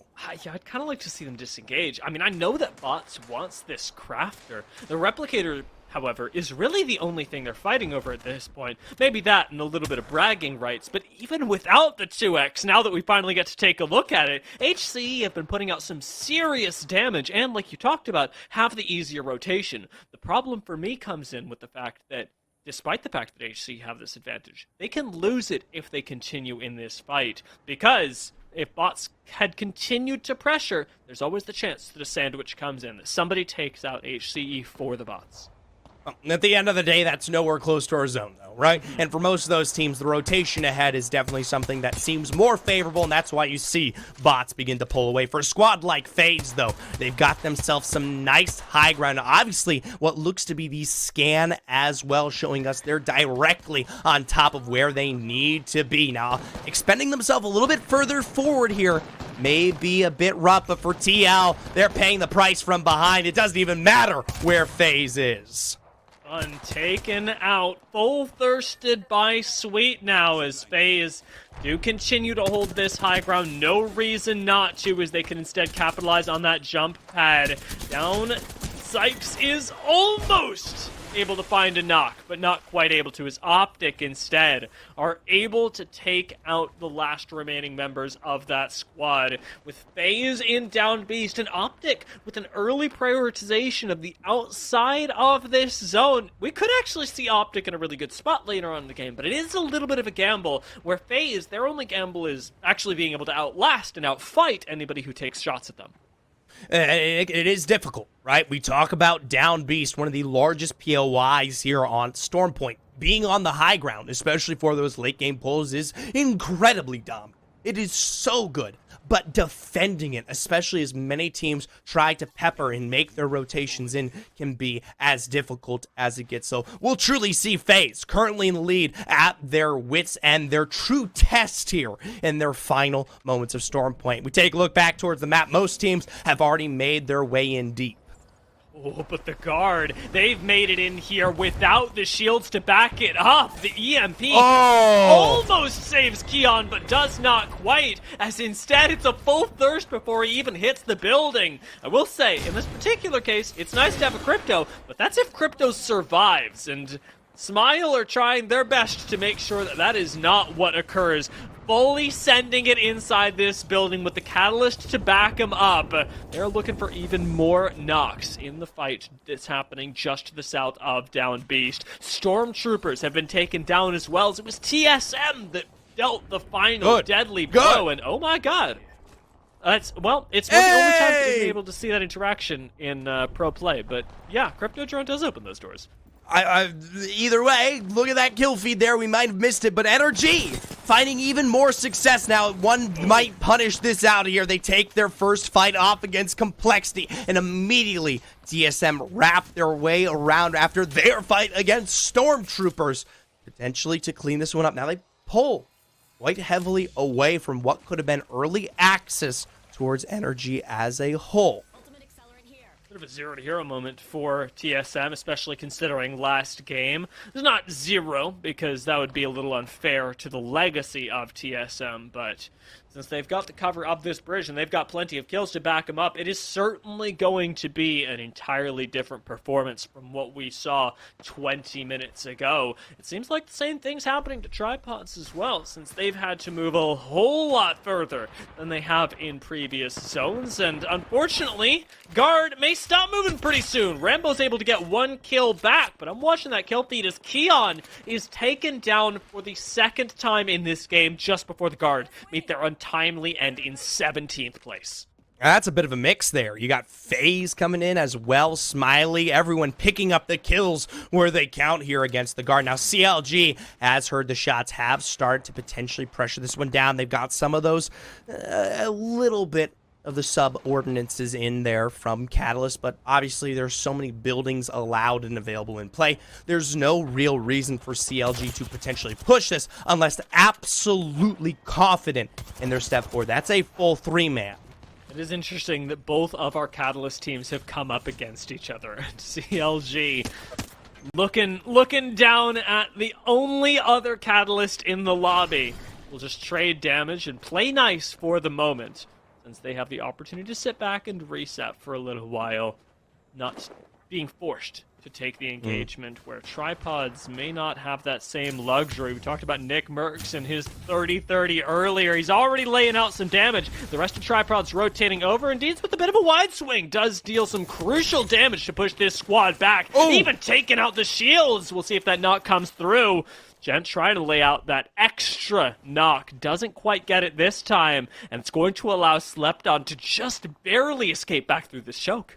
And the funniest thing here is Slepton was the team really pushing pedal to the metal here against tripods for so many moments. They had the position in Cascade Falls, chased after them, and couldn't come up in the end. And now making their way back, might be running up against teams like Furia, HCE, SSG, and the rest. This is a crazy group of people over at Cascade Falls. Everybody on top of each other, fighting outside of zone. I like the fact that Dropped is disengaging right now, because Space Station Gaming do not want to have any part in what's going on at this point. Zen on just 10 HP is being chased by Furia as well, as finally Slepton are going to arrive to the fight. We'll see what they can do if they find a couple members of HCE actually double, triple entering the same door together. Watson fence right in front, and an Arc Star will make them back off as Slepton have to play the height now. Zen's down to that knock from Furia, and what was a fight with 4 squads has turned into 2 fights with 2 squads apiece. One that Slepton is right now handily winning, having taken out Crook and Zenile, even finishing off the third to take out HCE once and for all. Well, HCE might be down here, but you have to worry. Furia right across. We saw them chasing down SSG. They do manage to get the full 3 back up, but his Watson already beginning to make an entrance. Has that Digisight right in the middle of that smoke. It's the prime situation for them, as meanwhile, NRG taken out in your feed. 14 squads left. We're already in placement point territory, but Furia have never relied on those. It goes hard indeed, and so does Watson jumping in, maybe going a little bit too hard and getting out just in the nick of time. Zera takes a good bit of damage as well, and the defense is good for Psycho, but it isn't good enough as Psycho gets taken down, and Furia get to push as 3 to finish off this squad. You talked about it, Dan. Their 3v3 potential is still so unbeatable. This team takes fights like no other. They heard Slepton. They saw the mistakes. They saw them ready and able, and now have picked up a wealth of the current KP in this lobby. Still a rotation head. Meanwhile, for BR Demons, trying to push into a very similar building all the way here on the outskirts of our current zone. Reeds gets right back up onto the roof, but it's Aiden that is really suffering right now. A little bit of a split fight has left BR Demons without a whole lot of pressure. Reeds comes around the side and finds a good bit of damage onto Nizel, and Jaguar is taking him out, actually, as the split fight works out for BR Demons and gives everyone their individual chance to pop off, really highlighting Aiden the Destroyer there. At the end of the day, it was as close as it gets in terms of the health there in those moments, and obviously it was kind of that back-ended angle from Aiden that provided success towards that fight. I'm actually surprised. Luminosity, they kind of give up their position. Now, obviously, they were a duo in that situation, losing on Nizel incredibly early on, but still could have gone potentially much, much worse. We get a nice overview here of the POI Direct, where, yes, we'll be seeing this zone continue to pull even further into the only squads not currently in play being that of Tripods, ESA, and Furia. I'm struggling looking at the map to determine whether it really is just, there we go, a couple members stacked on top of each other, finally revealing themselves, as Furia will be able to make their way in right next to the tripods that you mentioned earlier. Tripods, interestingly enough, having that beacon scan that lets them know that, yes, indeed, they are pretty darn far out of zone. They've committed to the fight, though, have tripods, and actually taken a decent amount of just poke combat from afar on the way in. Where Furia have KP and can play a little bit more confidently, tripods still need to play things relatively safe to make sure that they don't bottom out in a game like this, despite the fact they've already got some placement points. It is not enough. Obviously, they've spotted them out here. A big crack found. Kraber in the hands of Gent, looking for another shot there. Furia now in prime real estate ahead hopefully to make their way forward, immediately taking just as bad as a shot back. Jet forced away for now. Still has bullets to spare in this Kraber. The Gent's kind of popping off with this Kraber, and it was a Kraber that caught me by surprise, too. The fact that tripods get that damage and aren't able to finish off the kills does mean that a few bullets from the Kraber will just be used to zone, but it's not an entire waste, as they still manage to hang on to this POI and have the ability to rotate in even later. They're grouping up on the high ground and allowing the rotation to happen right below them in the meantime. Remainder of ESA out here, as Phony is off healing up to regroup with Luda and Capra. Do need to make their way into Downed Beast as well, and something you would have noticed on the map is that there's not a whole lot of space left in Downed Beast to capitalize on. A Valcolt from ESA could just as well win them as lose them the game. It's got to be one that comes through here in seconds ahead. Obviously, tripods. I don't know if they'll be able to set up Gent with a immaculate Kraber. Instead, no. It's ESA flying through the air as just about everyone peppers them in the sky, likely to land on the far back end here. Where Optic are. Yeah, I was about to say this. Where Optic is, right underneath in a singularity to potentially pull them out. Optic need to clean house here. Why? Because this is a great spot for the future. Half and half. Optic and TSM collaborate to find those kills. This is exactly the danger that we talked about. It either wins you the game right there by getting you an incredible spot, or you're out. And unfortunately, ESA flipped that weighted coin and found themselves on the wrong end of it. FaZe, interestingly enough, also a little bit on the wrong end of this game as well. Having already lost one, they haven't given up their power position yet, but it's made this game a whole lot harder for the squad in a great spot otherwise. Tripods landing underneath, take that same gamble that ESA did, and get chunked out, but aren't down just yet. Jet popping this bat underneath. He's going to get third party pretty darn soon, and in come the shots from yet another squad as tripods go down, and bots continue their dominance inside Downed Beast. For the rest of these squads here, they've now laid stake and full claim to the home they call the Downed Beast, but we look towards that zone. Furia, though, actually, one of the few squads still on their rotation in as well. They've actually opted to take this one more directly to the sand ahead. You can see some shots spared out in full, but coverage to work with. But Dia, this is what I wanted to touch on. That zone pulls away from this POI. That height no longer available, and for teams like Optic, who set up really early on, they actually have a much better pull than expected, and it's something that you set up at the beginning of the game. It's nice to see it come through, as every time that I say something like that, I go, oh god, is this going to be right? And I'm glad that Optic and I were able to make a good call there, and certainly for Optic, I mean, you have to be happy. The fact that they've been adapting over the course of the past few weeks to the meta this year has been really impressive. MPS doing their own adaptation, as bots have already been taken out, unseated by yet a new champion, and MPS want a challenge for that title. Madness with a Kraber doesn't quite finish off the kill, but Hal is down, and MPS do have the numbers advantage as Pow Pow does bite the dust for over-peaking. MPS lose a second half. They lost control of this fight. Madness drops down and takes down TSM, and he can't get out in time as the third party from Furia rolls on. Furia, they slip in at the last moment to pick up the final kill there, but for a second, MPS had done it with no seconds to find themselves back into a place of health. They were able to pick up and pull off against two, and that's something that will hopefully reflect in the future when we take a look at the end of this game leaderboard. For now, though, it's a position that they've given away towards Furia, one that gives them their next space into this zone.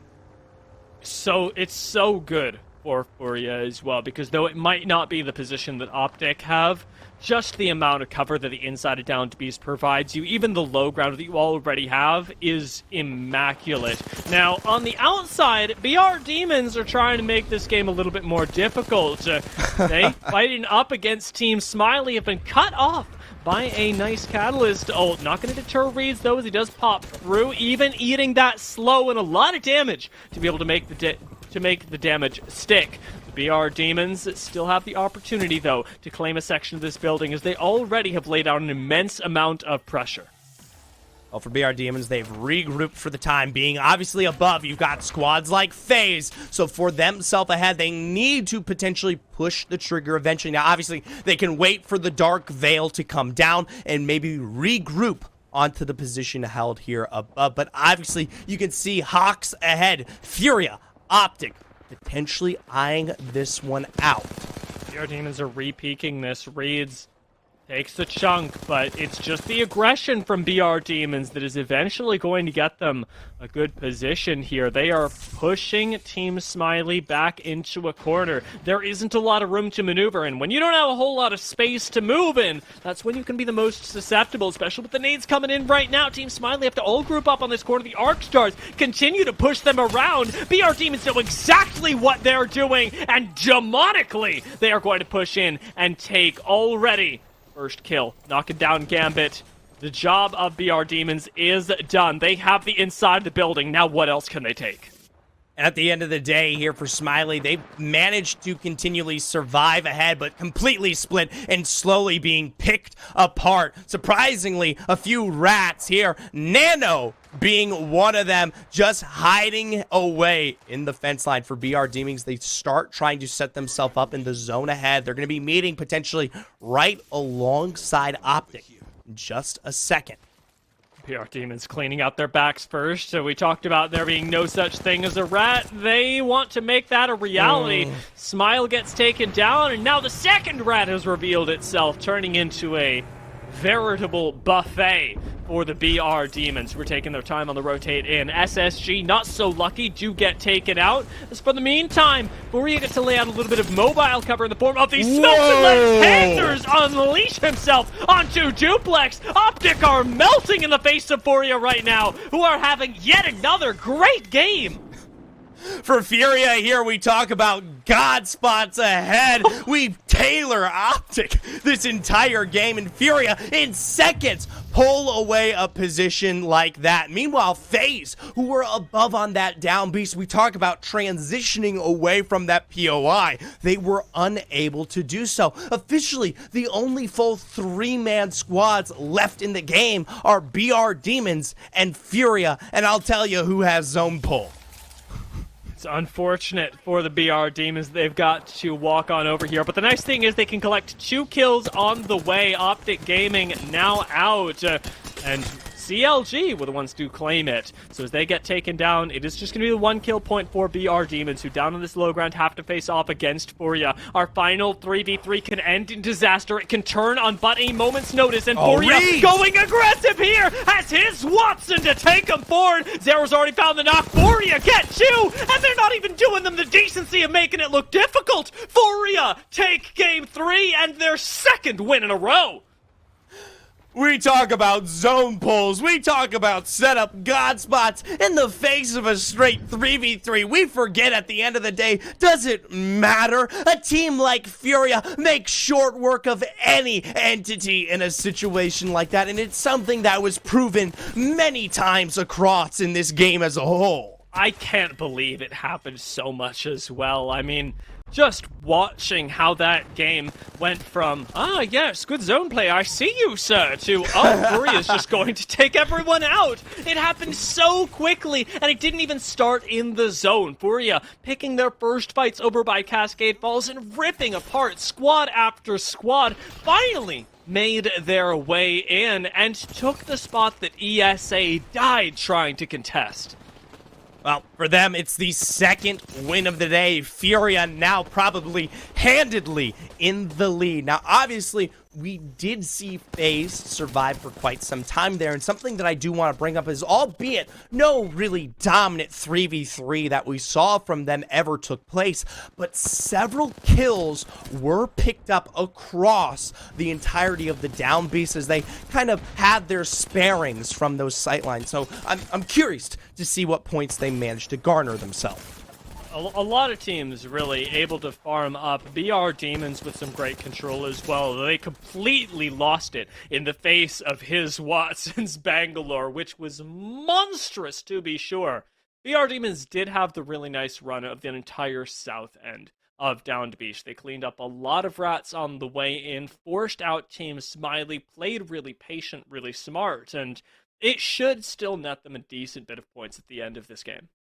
But it doesn't hold a candle to the same level of aggression we saw of Fury, and I like that because it actually draws this beautiful parallel, because the play styles were very similar from both of those teams. You just see the effective nature of them. Let's take a look at those leaderboards to see where everybody landed themselves after that game. This is, of course, just the one game here, as we'll have the full day's scoreboards available after the break. But a 24-point game for Furia should leave very little to the imagination as to where they're standing now. Likely at the top here with BR Demons, though. Nothing to shrug about. We tailor them as this potential lowly variant, but instead still rack up 20 points, even from a place of second. 23 kills in total between both Furia and BR Demons, between the two of these squads, making up literally over a third of this entire lobby. And over the first couple of days of Pro League and leading into today, you're seeing a lot of the improvement of BR Demons as well. What was a team that pushed with relentless aggression on everything in the Tier 2 scene has been taken down a notch during their first couple days, especially at that professional level. And now we're starting to rise back up as they get a handle on exactly how to take their playstyle, this aggressive nature that they bring to the table, and turn it into success against top tier squads in North America. This third game for them, the last on Storm Point, was a big standout, and I wonder whether they can keep the same play style going as we head onto World's Edge after the break. Well, at the end of the day,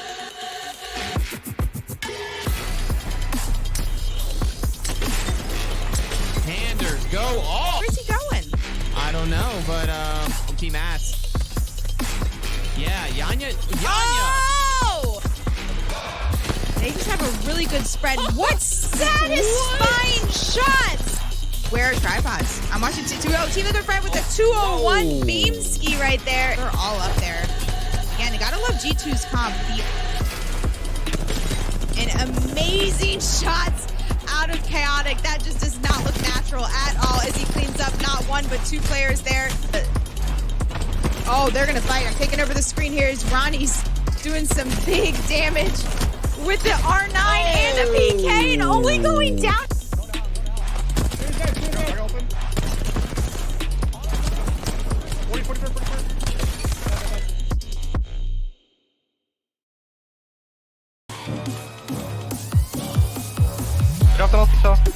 I'm crouching here. The team on the height. They're down. Peek them now. Southwest open field. All in the open. Wildcat shot. Crack's here. We gotta kill you now. Swing left on the rock. There's a ridges on me. All stunned. I have 6 nades. I'm nade stacking them. I'm pushing them. So many nades. Stun one. Kill one. Break the other. I'm batting. On the other. Cracked. He's one. The other team's still alive. Nice. I'm swinging left. I have no health. I have nothing to heal with. I have your swing. 100. Nice more. They're down. I'm pushing. They're still alive. I'm nading them. They're still 2 alive. Good nades. Good nades. Dead. I have no more ammo. Oh my god. Wait. Nice. Boys, what the f? Oh my god. We came alive.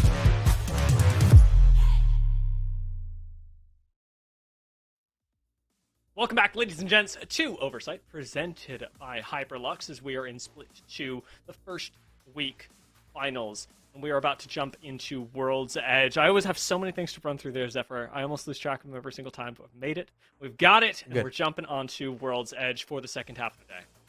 well, at the end of the day, this is something that can hopefully allow teams with the level of practice and consistency, and obviously, of course, the history of World's Edge to potentially push themselves above the rest, because there's been a whole lot of chaos on Storm Point these last 3 games. Let's take a look at where that chaos got us in terms of the points. As for the moment, we've got one squad at number 1, and FaZe right behind them.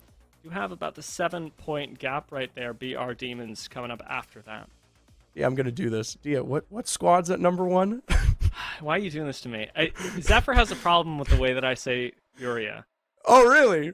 Wait, did I do it? You said it right! You said it right for once! It is Furia.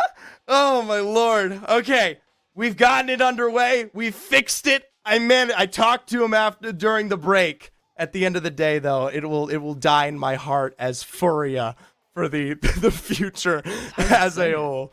No. Okay, 46 points. Furia in the lead right now. FaZe Clan 39, BR Demons, Luminosity, CLG, many who have come out on the top of playing through Stormpoint, finding their success in the large landscape. Yes, they have. So let's jump in as we finally get to move our way over to World's Edge, something that I think will be a little bit better for our more zone-oriented teams. We did see a lot of squads rotating early into Stormpoint, but as we got to see, especially towards Down Beast, because let's be honest, going north towards Thunderwatch is a little bit of a odd game for everyone. Even playing zone can be really difficult for a squad like Optic Gaming, for example, that tried to hold things down. There's really no building, there's no spot that makes it super easy to be able to command the game from. On World's Edge, that's not the case. It gets a lot more textbook and a lot simpler to identify positions of power and to execute from those. Is there a textbook for Apex Legends? I'd love to know its name. I don't think there is. Don't sit there and pretend like there may have or may not have been one. We both know there isn't. I mean, there might be. Okay, all right. Dropship has made its way through here. You can see where the zone is laying itself out. A deeper pull as it looks to be towards the northern side. This one could even carry even further. Yes, right there. Survey camp, epicenter, directly towards the edge of these POIs. Personally, between the two of us, when we see zones like this, we start to praise positionings, especially out towards those ridge lines above survey camp, where you're able to kind of play off of the slight height available.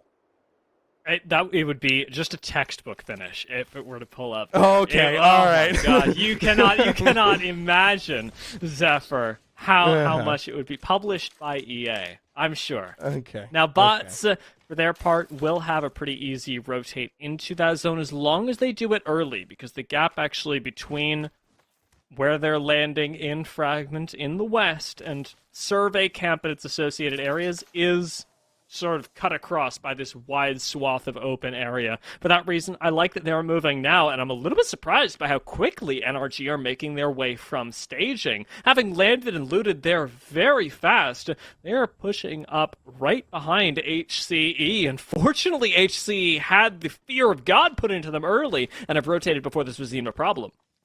Something that just spoke to them in the embers of their rotation. Now, I'll tell you what, we didn't talk about it much, but Energy did see a slightly more successful game in our third here. Now, obviously, they picked up some very early kills on Stormpoint, weren't able to hold on to their position in Central Down Beast, but it was better. It was better. It was an inkling of the performance, the dominance that we saw from this roster, but not quite those big wins that we know this team for. Now, obviously, as they play right up towards this choke, might be coming right behind HCE. For them, they take to the skies. And HCE will at least be able to spot that out as well as any squads ahead of them. With the way that they've timed this, they should be able to find a good spot in Survey Camp as well. Not a whole lot of squads there yet, as the guard is rotating up as well and may even have a building taken away from them by this untimely landing. HCE have prioritized a building that did already have a little bit of attention on it, as FaZe throws some shots in, but it's not going to actually take anyone down just yet. FaZe actually mirroring the exact same setup and making use of the Watson to keep this place nice and safe. For both of these squads, it's likely a spot that will last. When we see zones that tend to carry this direction, those who position themselves in our 4 survey camp buildings early on usually tend to continually survive. But it's not that spot that we talk about that we love. And it's not a spot that even a team like Furia currently holds, as their attention is more akin towards potentially picking up more kills. Isolated 3v3s. Isolated 3v3s. Isolated 3v3s. That's what Furia are looking for. And oh my lord, it looks like TSM were out looking for blood as well, having swapped right back on over to the Fuse. They've got the knock onto Skittlecakes, the full thirst as well, and fighting a literal uphill battle does not seem to bother them as Rep sticks yet another member of Optic with the Knuckle Cluster and does some nice exit damage, buying TSM all the height in the world around the edge of ring. Now they gatekeep this particular choke, and we know for a fact there's a plethora of teams that have yet to make their way in. Maybe they can expend some time here for a moment further, potentially pick up the remnants here of Optic, or maybe some extra kills from some of those other lollygagging teams. Either way, once they've at least capitalized, I'd like to see them make some more dominant rotations ahead. A Fuse in a prime position can be such a danger to so many squads, especially on World's Edge, where so many teams try to position themselves and play deep into these buildings. The Legend swap up. We'll be keeping our eyes on how they perform, but unfortunately, BR Demons aren't going to be performing at all this game. Taken out, the first squad to fall after making it all the way to second last game. Now they get a breather. And I was about to say that's a team currently in third overall here. For them as a whole, it's going to be a difficulty now with only 2 games on their belt. They don't want to be losing any of that potential prizing that we talked about in that top 4, and they are, of course, points away from being dropped. Out here towards the chokes, Luminosity slowly fighting their way through some shots in the air, of course, but obviously not quite ahead. You can see TSM on the map finally making their way away from the choke. I'm keeping my eyes towards this southern end as well as ESA rotate up from Thermal Station. And we've got MPS making their way in right behind Optic. What we know is only a 2-person team and a potentially really dangerous position for them if they get caught out. Right now, a speedy rotation into Fragment, followed up by what we know ESA is bringing down the line as well. Will keep Optic alive, but now in the sight lines of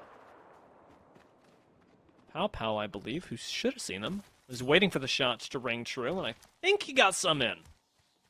Either way, Optic, they don't wait for you to figure it out. They're on their way out. They are on tail end of landslide here. They've lost Skittlecakes completely, and now just try to find the remnants of survivability. Now, obviously, MPS, they pull back, put themselves in a complete redeploy, and now are Heart of Fragment. It looks like no one currently exists here, so they still got a rotation ahead. Now, they'll be able to take a similar spot to what we saw at the beginning of the game, making use of the zip line in the building right ahead of them, right on top of CLG, actually, should they get a nice push or a bit of damage. CLG's shielding isn't that great, and there's a lot of firepower that can come up the hill at them. For SSG, however, they have taken a totally different approach to this. Furia could spot them, but I don't know what's going to happen here. The zone, thrilling. Yeah. Nothing. I wonder what the thought is there for Space Station, because they're not in a building. They must just be waiting for someone to run by them and not notice. I mean, obviously there might have been something that took place earlier on that put them into a position of pressure. And obviously, if you're up against Furia, then you could potentially see something. But as we tune back over, they've finally started to actually grace their footsteps across Countdown and slowly into the Skyhook areas. Optic, they made their way even further out from Landslide, even deeper here towards this POI, wrapping all the way around, trying to take the longest route possible to garner them as much safety. It's surprising that Optic really haven't given up on any of the hustle. They have taken basically the beeline for this next position over, like we said, by Countdown. SSG, though, slowly but surely moving up. They didn't even fire there, but Drop now is going to go for it. Surprisingly close! Apex Legends becomes a horror game as Drop does find enough pressure to push Panders off the building, take him down, and SSG Play defensively for the moment. This could be a problem as Zara actually goes down. And somehow, some way, SSG are surviving this onslaught that they began. Taking out Furia. Optic coming in for the third party. It's just 2 against what I believe is 3 as the res did go off. Thermites are wreaking havoc though. And the frag going to be almost enough to take out Optics. Whittling down Duplex's shields. Noct has another nade into the building. Great angle from the Valkyrie as Duplex has the opportunity with this Seer to finish off the squad. SSG go down. 17 teams left. And Optic in that 2v3 find 3 kills. I give praise to SSG for playing that one as controlled as they did, letting Furia pass them by and then sneaking behind them for the Wombo combo. But even they could not reset. But, I mean, at the end of the day, Dia, that's a straight 2v2 that you're just losing out on in that moment. And for Optic, I mean, that's something that they may have not expected. This was a nice turn of events for them as TSM gatekeeping once again. As you called out, they just move a little bit further to the north and try and make exactly the same move, keeping squads at bay with the long range that they've got, not only in the weaponry, but afforded to them by the fuse. Luminosity trying to make that their own rotation way further out, are going to be eating zone for just a little while, losing meds to try and get themselves to a better position without facing off against TSM, as ESA start running up on yet another squad, and we've got their fight against MPS kicking off now. Madness getting taken down just a little bit, tickled in the health department as MPS do jump back and play defensively for now. This is tough. They're tucked in there like a turtle, and this is allowing angles from ESA, but they leap out of the building here to find the first knock onto Phony. The rest of the team now targeted ahead. MPS is looking low, but they've got numbers advantage. Meanwhile, shots from across. Maybe potentially the third party here. Phony played that really well to lay in the damage, but MPS simply played that better. They managed to outlive ESA, and though they lose yet another Shub, still alive for now, may be able to get out 50 HP. Fun is on the run, chasing him down. Without the Bloodhound, though, I do wonder whether he'll be able to catch up. Charge Rifle could spell the end of MPS, and it does! Shub down for good, and we're into 15 squads. Placement point territory, baby. That's just not nice there. And meanwhile, it looks like someone else has taken residency on this building. A redeploy ahead here. A quick snipe, and it's none other than the duo. Knocked down here. The rest trailing. TL set themselves up for the rest. The perfection to pick up the extra 2 KP on their belt. I appreciate that Dupe turned around to try and lay in some damage as well. Didn't beam it up, didn't drop all the weapons. Took that death with honor and will be sent to Ragnarok as the tripods take an engagement of their own. They'll try and put Luminosity in exactly the same place and manage to, as we barely even get to look at the character models as they hit the ground. Well, for Luminosity, last time we tuned in with them, we knew they were being pressured by TSM and likely put into a situation where they were far too damaged, right for the pickings here for Tripod. Meanwhile, for them, a little bit low in their position. Curious to see how they'll find their next rotate, especially with so many of these teams sitting right above them on the line above. And whoa, TSM split a Y, boy. Now, this is a lot of area coverage that they're getting, but I guess a lot of confidence that they have to be able to do it.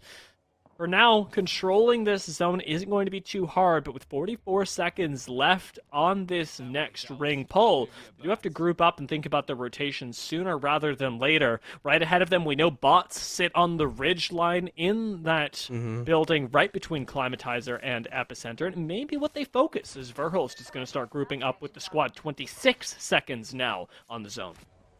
It's tough. That bridge is usually a place of contest for a lot of teams, and that's why you see even tripods making their way back towards it. A big break here from Hal might give them the impressions they need to finish this fight. Dodging on the scan right into the grab lift, and another break on Horizon in response. Hal really is not playing games right now, taking no prisoners. He cracks 2 shields before getting that shield bat off, and now starts to rotate away. Both squads disengaging as TSM pay enough respect, and Tripods were pushed back convincingly enough. Actually dropping down to the low ground right now. They're going to try and pull off that late Valk ult that might give TSM the bridge ultimately again. It's a lot of zone damage that you're going to eat for this though, and bots are going to start taking shots at the sky, maybe giving TSM the opportunity to rotate past them. Tripods are acting as a distraction as they hit this low ground, and even here, I wouldn't call them safe yet.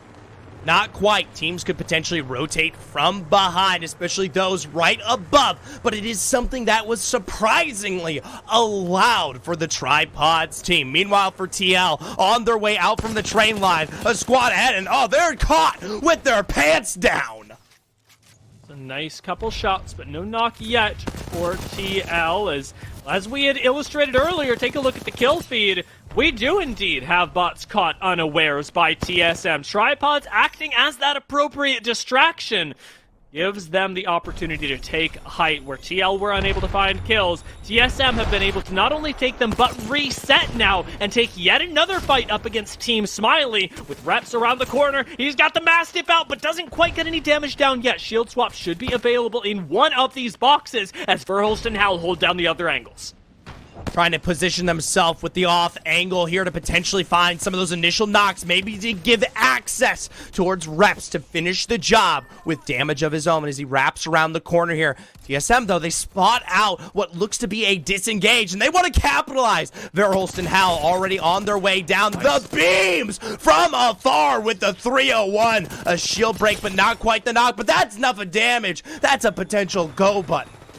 Good damage once again. They're still resetting. So as TSM take a break, it's going to be TL that keep pushing forward. Sykes going crazy with the wingman up close. Does only get that one knock, but it's bought enough time for his team to reset. Bought enough time for TL to push forward. They lose another, and it's up to Fun. How have they lost control of this? Fun may still do it. Still has that car. Hits the reload real quick. Gets the damage, but can't even crack shields as TL bite the dust in the face of CLG. What started out so good for TL, they had the advantage, the numbers, even the positioning of height to potentially find their success. Didn't quite come through here. Look at these initial knocks. Look at the health ahead here, and everything just whiffs when it couldn't. Really tragic ending, of course, for TL is now they're going to go back to the drawing board. Didn't even manage to make the top 5 this time. We'll have an opportunity to in the next 2 games. For Slept On, they're cut out before they get access to the late game as well. And Tripods are going to meet this fate as a fuse ult rains down from TSM. They'll be collecting even more kills here, and there is no way to escape it. Tripods are taken down. Meanwhile, for CLG, out from the train line, now being shot from angles to spare. Mamba and Nano, they've got extra health here, especially up against Smiley. Kuzume down, Blakeu from behind, picked apart as CLG running this lobby from the west, but now caught off by the guard. Good shots at the very least, managed to shut down that res. And the guard do get these cleanups, this loot, but not the kills associated with it. Instead, that's going to go to likely complexity, as they found Mamba right next door, somehow able to survive into this next zone. Let's all give Mamba a small round of applause in our hearts for that. But it's the guard that had rotated out, and the guard that still are going to be needing to rotate further in towards where TSM already are, and have to push even further into this northern end. A bit of an interesting zone end here. This one out towards the northwestern side of Survey Camp. None of these buildings particularly looking that good in final play for most of these teams. I like TSM, though, albeit far. They at least have an outward position, potentially something to capitalize. What I'm curious to know is who's on the outside? Who has Godspot right now? If I'm not mistaken, NRG were I think out it's NRG. there earlier. Yeah, I think it's them. Nobody quote me on it, but I think I saw him there, and this would be a real crazy turn of events if it ended up being NRG, because they could finally take back what has been, I would say, a pretty difficult game for them so far. TSM have already managed to do that. Oh yeah, it is NRG sitting up here on the height with all these Watson fences in front of them. We've got a squad taken to the sky. That's TSM in the air right now, and NRG have to keep them back in order to maintain dominance over this height. The former kings of Oversight now laying claim, stake to the god spot, and a massive EMP central of survey camp. Complexly likely the first to fall here. Shiny picked apart. HCE out from their building, now from behind, being peppered as well. Hill the first to fall. Crook ticking from a thermite, and several ordnances continuing to push them back as FaZe is finding shots from their own building. That nade really hurts, and with CLG gone and Guard having to push into TSM, we're about to experience the true meaning of pain. FaZe equally sitting inside their own building, managed to survive for now. 5 teams left, and FaZe barely managing to get sniped down into this ring. Do fortunately get their Watson alongside them with 46 seconds left to plan their escape. TSM right in front, evidently just not shooting at them as FaZe get to pop out here and clean up some kills. HCE now taken down, and TSM still sitting on height have been unable to claim a kill on this next zone pull. It's tough to say Guard. They haven't made rotations out. They know for a fact that they're at a disadvantage from an angle like this. TSM easily able to pepper, to punish, to pulverize what exists in this building here. You can see them set up and ready to go. They know for a fact that zone is going to squeeze them out like toothpaste. But instead, they dive deep. I love that move, as unfortunately TSM do lose too. They lose everyone as FaZe clean up, but what a creative move from TSM to at least try and make that push work. Well, it doesn't go well for them now. Guard haven't exactly gotten the best end of the deal either. Whittled down to just the one member against 2 full squads, FaZe and NRG, both of whom control crucial ground for the Guard squad. Oh, but I'll tell you what, NRG's controlling even crucialer ground here. Dia, Guild, and the rest set up in the prime position to pump out damage when it counts. Immediately there with the scout, RKN is spotted and dropped here. The rest of the Guard stuck behind the pillar and sadly eliminated in their final moments. Meanwhile, for FaZe, looks like they're pickings as well here. Much they could do, but FaZe do get a little bit of hype for now. If they can take down Sweet, they've got a shot at this. Flesh gets found by Guild, and NRG need to play this slow, even from the height that they cannot challenge effectively. Guild is instead going to pop down low, see if he can find a few cheeky shots here and there. Gets that shield break. The swap isn't good enough, and snipe down. It has fallen. NRG still have to finish off the remaining members of FaZe, but it should be easy for them. Is down on this low ground. Slurp cannot do anything, even from height. He's gonna take Alright, we're having a little bit of fun as FaZe know that they can't win this game and instead are gonna let NRG finish the job. That's a good win for NRG in our first game of World's Edge. It's about time. It is more than about time that NRG finally source a win for themselves. When we came into World's Edge, I talked about it, Dia. Finally kind of getting some ground in Storm Point. The early kills that benefited them, albeit a down beast that they couldn't hold on to. This time around, much more decisive towards that northern ridge that we love to talk about when zone pulls that way, and they held on for such an extended period. This is exactly what you highlighted at the start of the game as well, is how powerful that position is, and exactly what we had talked about moving into our games on World's Edge, and how much more these power positions really mean. NRG able to basically off of geography alone find that win, and well, make no mistake, their player skill meant a lot there. It really did. Oh, God. Oh, this. Don't do him like that. don't do that. That's so mean. Cheers for Sykes. So you know what? Did have some good damage before he went down. It's, may Sykes rest in peace. But to sort of illustrate it, I mean, just power positions meaning so much here. Yeah. At the end of the day, World's Edge, a as you like to sometimes call it, a little bit more of a solved game here, especially for a squad like Energy, who we discuss can be so in control when we kind of tune in and listen to their calls behind the scenes. Yeah, it's definitely... Well, I'm curious about their comms here, and of course, if you're watching this via multi-stream, you may have had the opportunity to check them out. But as we look forward into the next couple of games, being able to replicate that is the most important. Furia are the one squad today that have really been able to replicate top-tier levels of success over the course of 2 games, with notably Complexity being able to get very close to that as well. If NRG can repeat these results, as we always are talking about over the course of these 6 games, they have a shot at being able to move themselves into the top couple spots. Let's take a look at where they got themselves after this game. For Energy, we know for a fact that they were in a god spot, but they weren't quite that active. Only 4 kills, the majority of them being their final fight up against FaZe. As a result, only 16 points to their name, and for FaZe, who finished in second, managed to at least pick up the 3 to equalize that one out. That's surprising.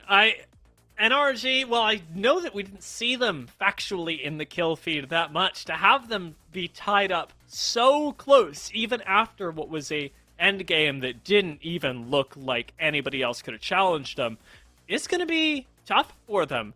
We talked about them trying to challenge those top couple spots, and with a 16-point game after a win, they've got to replicate that, and I dare say even more if they want to push into the top couple squads. The squads that we'll get to check in on when we get back from a break.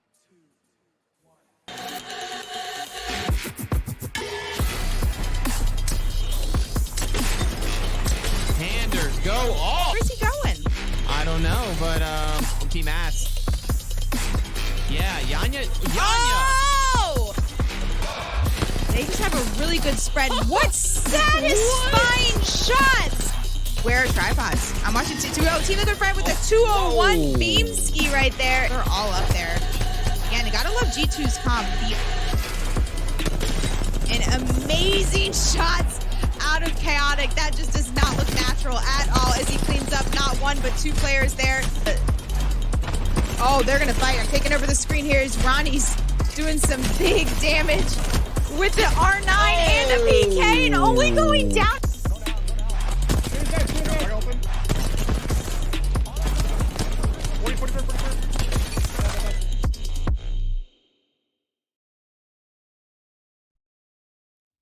Welcome back to Oversight, ladies and gentlemen. As we're about to pop into Game 4, Zephyr and I have our all-important duty of reminding everyone where the overall scoreboards are, revealing where NRG got themselves after that last game, because it is a battle for the top. It is a battle for those top 4 spots that actually get a stack of the prizing.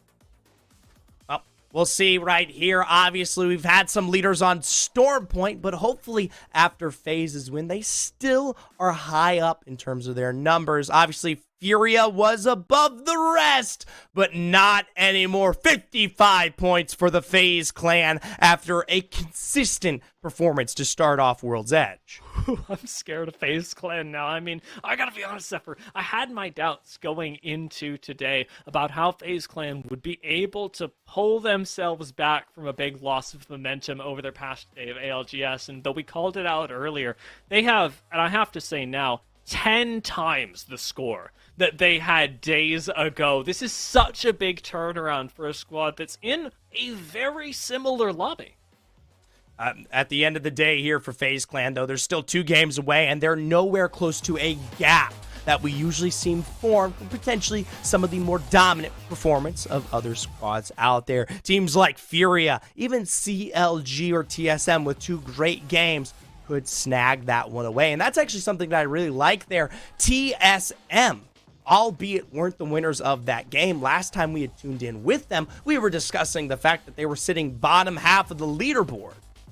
Yeah, I mean, big turnaround, of course, for the TSM lads. BR Demons right behind them, and Luminosity after starting today off really well, have managed to maintain themselves in the top 10, but are slowly losing ground.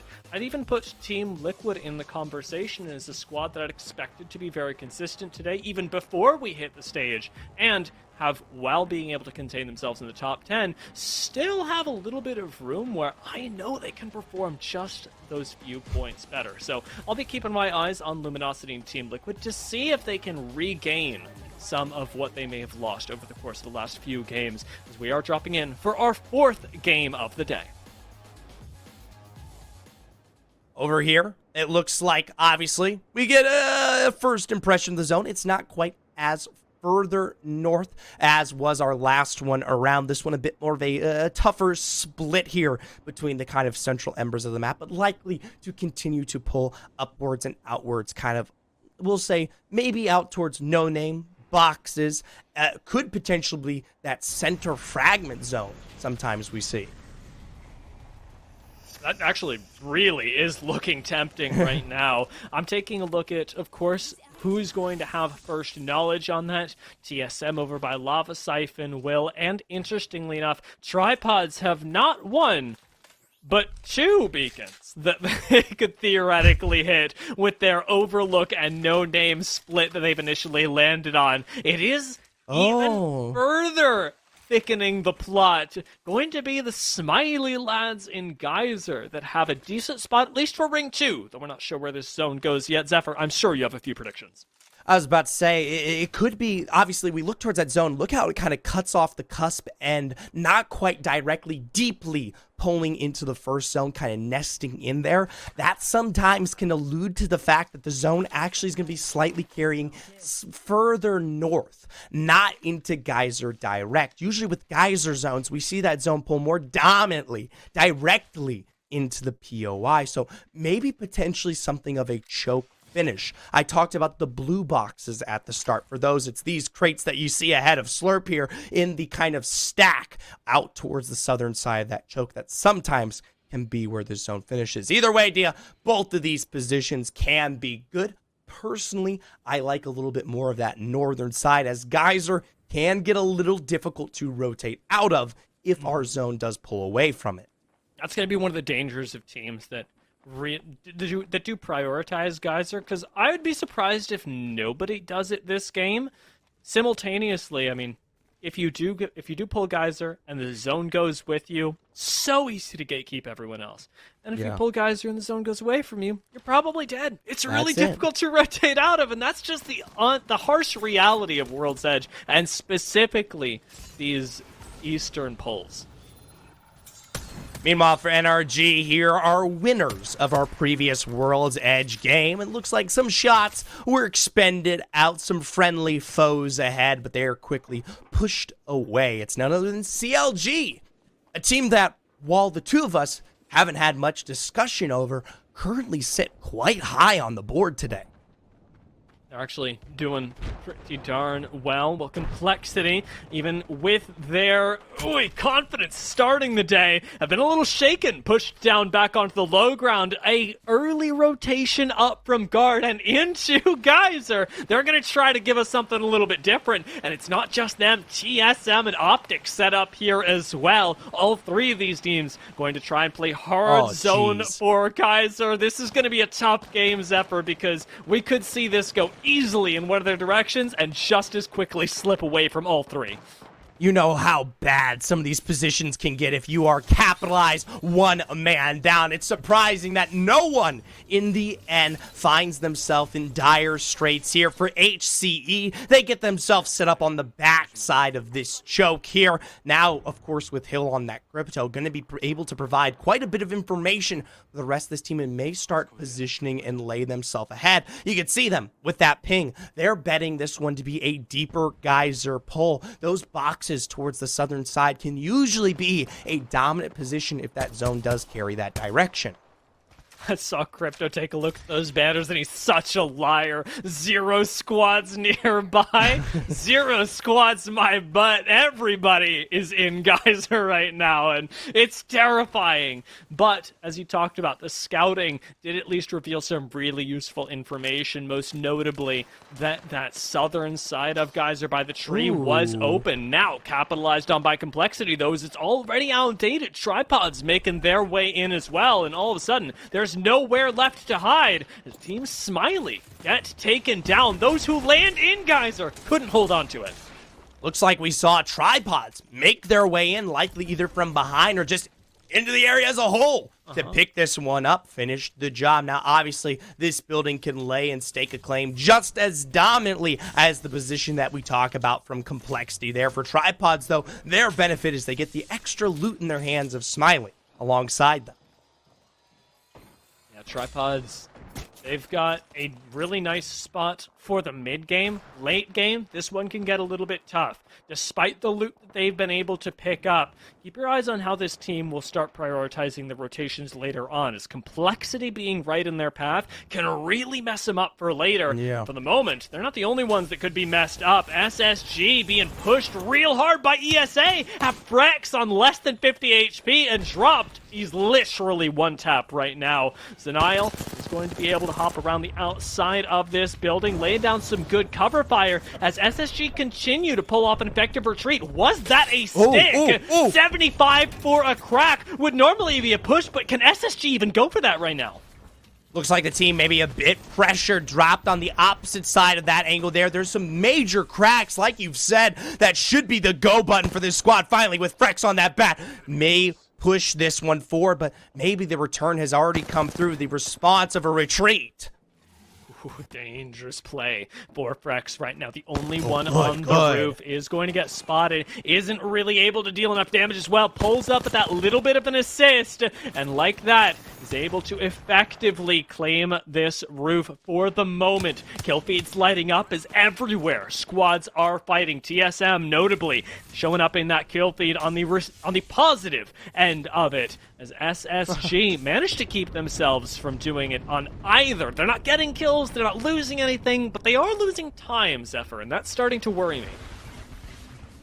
We'll see if they can maybe finish this one off quickly or put themselves in zone. Maybe a position ahead here. Stormtroopers, BR Demons. For the Demons, they were a squad that felt very early on in our first game of World's Edge. For Stormtroopers, they themselves just trying to survive. But Aiden from above puts the nails in the coffin here. A response that is still likely found, though. A 2v1 situation. Vayne with his own beam, and now 1-for-1. Reeds with just a little bit of health left to finish off the Troopers.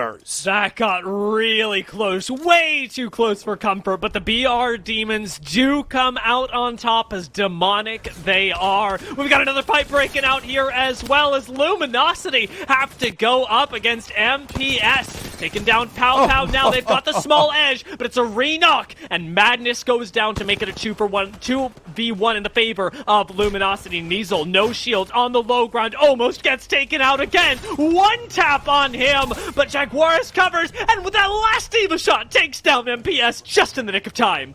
I was about to say Nizel was looking worse for wear there, but Jaguares puts the chunk in the Eva. Now for ESA up against Furia here. Both teams actually looking particularly dangerous. It looks like his Watson already eliminated in full. Central position of Harvester. Looks like they were pushed away by ESA to begin with, but have great responses here. A grab lift and a push ahead. Panders and Zero looking low. The first drop down as Panders is in the interior. If only Panders were on top there, but as soon as you see that knock go down, you know there's nothing you can do. Rez is going to go up for ESA, and Bloodhound doesn't have any verticality. Boney going to follow up on this to try and find a kill. Gets a decent bit of damage down, but with 2 kills already in the hands of ESA, this chase could easily overextend them. Take a look as we see Space Station Gaming likely rotating through once again. Capra down there as well to put the pressure, but yes, as you made mention, SSG with their rotate capitalized just as quickly, and now they've got that extra information potentially regarding the ESA squad here. Already taking down one member of it. Things are going to get difficult for them, and they continue to be difficult. Hey! Luminosity is once again superhero Jaguares saved the team. It's like a highlight reel for Jaguares this game, and so far it's net them top 15. SSG denying that same from ESA as they get taken down. A little overzealous on the Furia push, and the dominoes fall for Esports Arena. I have to say, it's so surprising there because we saw what was an early position of death from his Watson in the central area of Harvester. I can't believe they didn't spot out SSG, who we both know, obviously dramatic irony, the fact that they were there for quite some time. Either way, it puts them to rest and back to the drawing board for what will be their last game of World's Edge here. So many teams are about to be so sad, Zephyr. I know you called this out earlier. I know we were all scared of it, but we are indeed heading north. This will not be the geyser zone that so many teams have invested in. Guys, I told you at the beginning. Either way here, if your name is either FaZe, TL, or even BR Demons, you are loving potentially what you see in BR Demons, or my apologies, FaZe in a prime position, obviously, to get that zone read as well, have that extra kind of oomph regarding the position ahead for themselves. That's the real downfall of Geyser this time around. The fact that it not only looked like the zone could have pulled there, but there also wasn't a beacon in Geyser proper for the crypto squads to be able to scan. Left everybody wondering what was going on. Nobody had any data, and now it's just luck of the draw, it seems, that has ended up netting some of these positions to the more aggressive teams, and it's how it's going to go. Edge squads that do end up getting there a little bit late, taking the spots that not everybody thinks are going to be in the zone like this, ended up benefiting simply because of this unexpected pull. And oh lord, you called it out again, but I mean, we've still got those blue boxes available just off to the north of the BR Demons. Blue box finish. Blue box finish, and potentially one more team to also put themselves there as well. SSG, notice we caught it at the very last second, making their way out from zone, from Harvester, to come through on that west-hand side. That'll be something that could be potentially dangerous there. Slept on, finished off as the rest of these teams, well, they've got the storms coming here, out of Geyser and into the fray. What's that one saying you always say? It's into the something? Out of the frying pan and into the fire. Things are going to get rough. Squads are going to get cooked as they are forced to move from Geyser, but they've got a minute to do it. And you do at least, I will say, get to choose your chef. Will you be sauteed in the pan of the BR Demons, or will you be pan-fried at the hands of Team Liquid? It looks like TSM, for the moment, are opting into the BR Demons option, and maybe they can claim the title of Master Chef. Oh, it's tough, though. They're not the only ones. Our kings of the south, Luminosity, defending against multiple squads, now going to be running right up against TSM. I'll tell you what, if you're TSM, you don't know it, but you do not want to be up against Jaguares right now. No, he's on a roll, and right now, they're... honestly, confidence has just got to be through the roof. Luminosity do quickly get sent back, though, as TSM lay out a good bit of damage and even force out the bubble. An isolated Jaguares could be taken advantage of, as he's barely able to skirt back underneath this bridge. And Optic come in for the sandwich as well, now having angles onto the low ground. They are doing TSM's job for them, pushing out the squad, the only team that could have contested that house, and now taking priority over the bridge. No knocks on Luminosity just yet, means that they get the chance to reset on this low ground, but their escape is looking so much harder.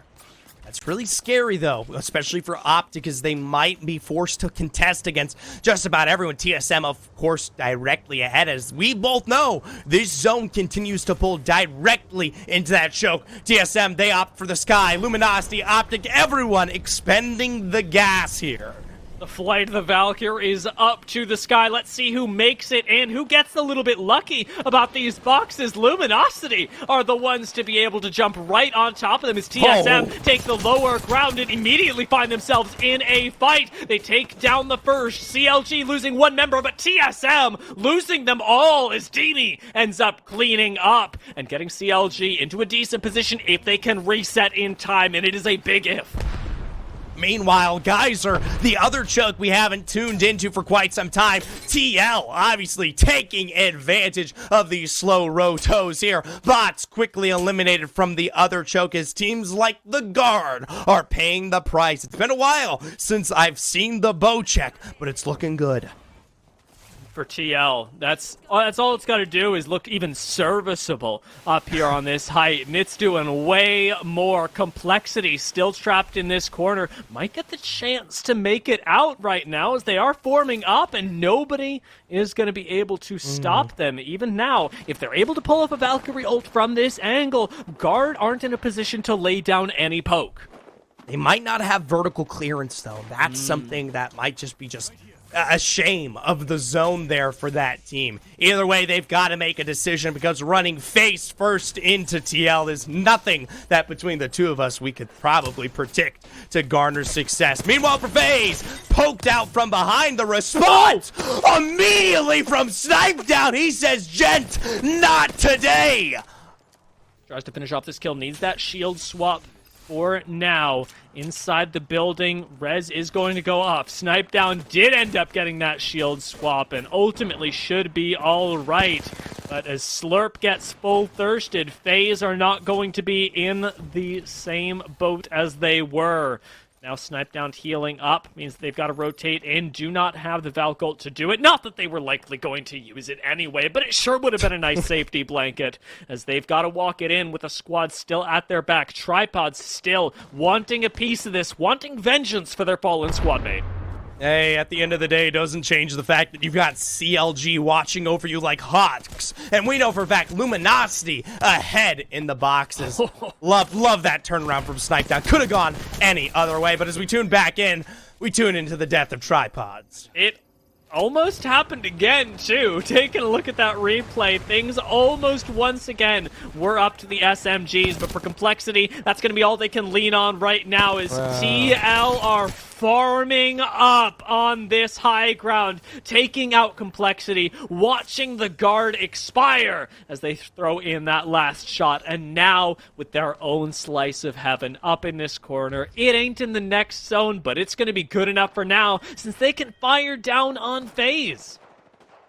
They can fire down on FaZe here and maybe even make their way further towards the position right above them. They have this high ground. You gotta be careful though. BR Demons might have some punishing angles if you position yourself too far forward.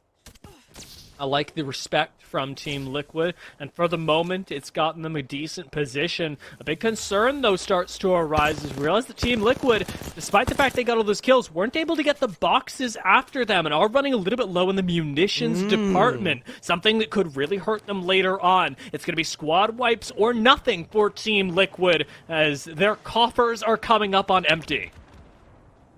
6 squads remaining. CLG, Luminosity, my apologies, Space Station Gaming out there towards the west, like we talked about from Harvester, TL, FaZe, and more here.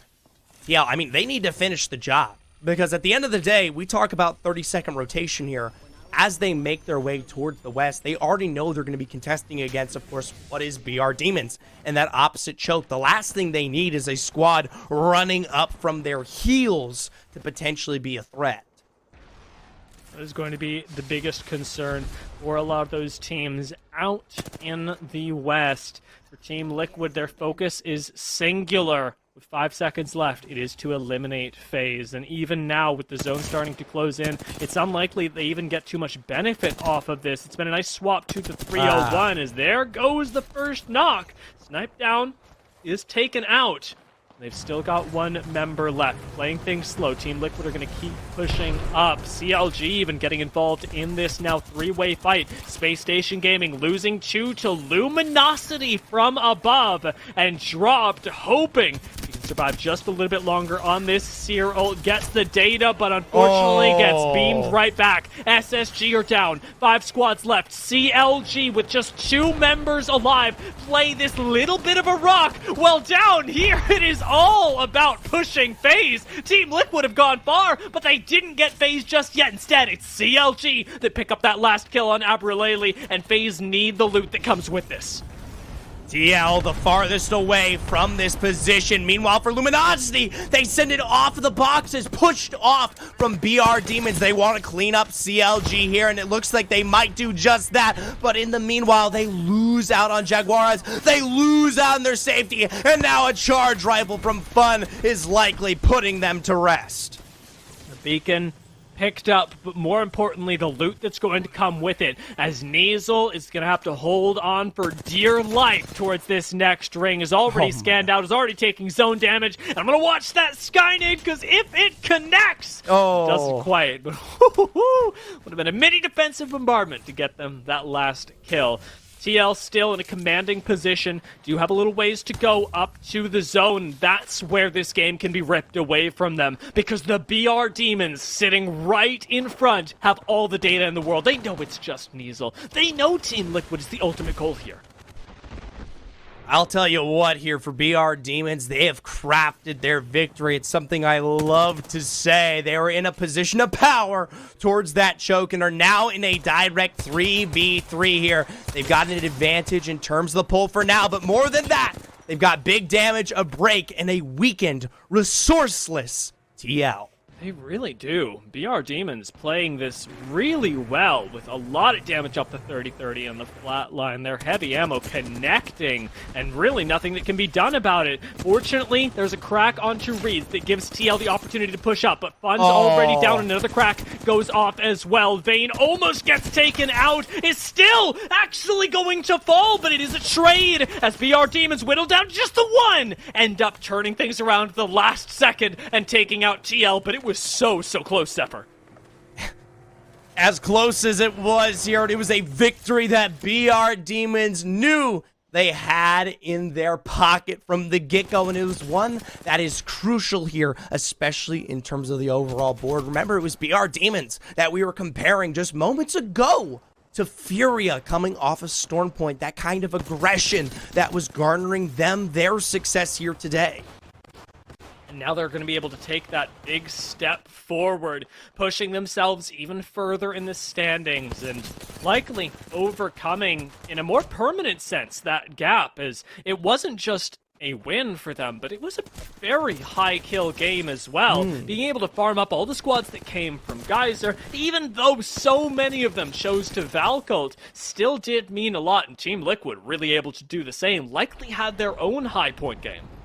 I'm curious if TL found themselves an even higher point game, because I know we paid attention a little bit to that kill feed there, but a lot of the pressure being applied from the edges of TL, especially in those end moments, it was not BR Demons, albeit they were the ones that took away that God spot. We talk about Luminosity, FaZe, it was TL who was providing a lot of the damage there.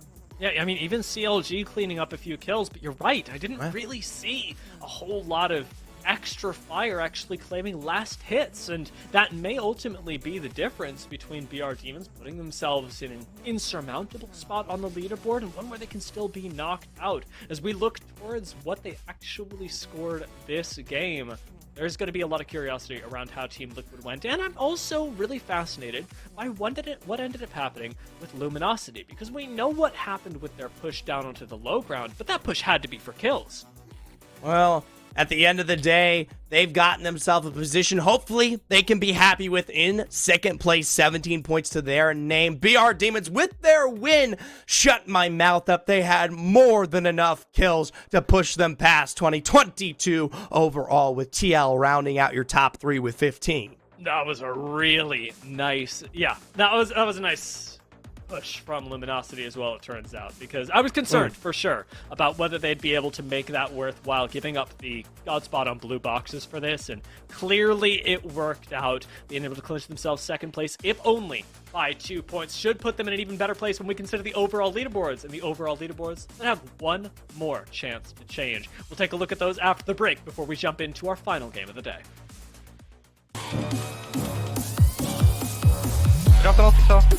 I'm crouching here. The team on the height. They're down. Peek them now. Southwest open field. All in the open. Wildcat shot. Cracked here. We gotta kill you now. Swing left on the rock. There's a ridges on me. All stunned. I have 6 nades. I'm nade stacking them. I'm pushing them. So many nades. Stun one. Kill one. Cracked the other. I'm batting. On the other. Cracked. He's one. The other team's still alive. Nice. I'm swinging left. I have no health. I have nothing to heal with. I have your swing. 100. Nice more. I'm pushing. They're still alive. I'm nading them. They're still 2 alive. Good nades. Good nades. Dead. I have no more ammo. Oh my god. Wait. Nice. Boys, what the f? Oh my god. We came alive.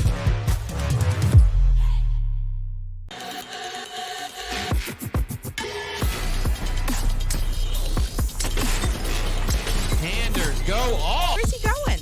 I don't know, but Team Ass. Yeah, Yanya. Oh! They just have a really good spread. What satisfying shots! Where are tripods? I'm watching 2-0. Team Liquid Friend with a 201 beam ski right there. They're all up there. Again, you gotta love G2's comp. And amazing shots out of Chaotic. That just does not look natural at all as he cleans up not 1 but 2 players there. Oh, they're gonna fight. I'm taking over the screen here as Ronnie's doing some big damage with the R9 and the PK and only going down.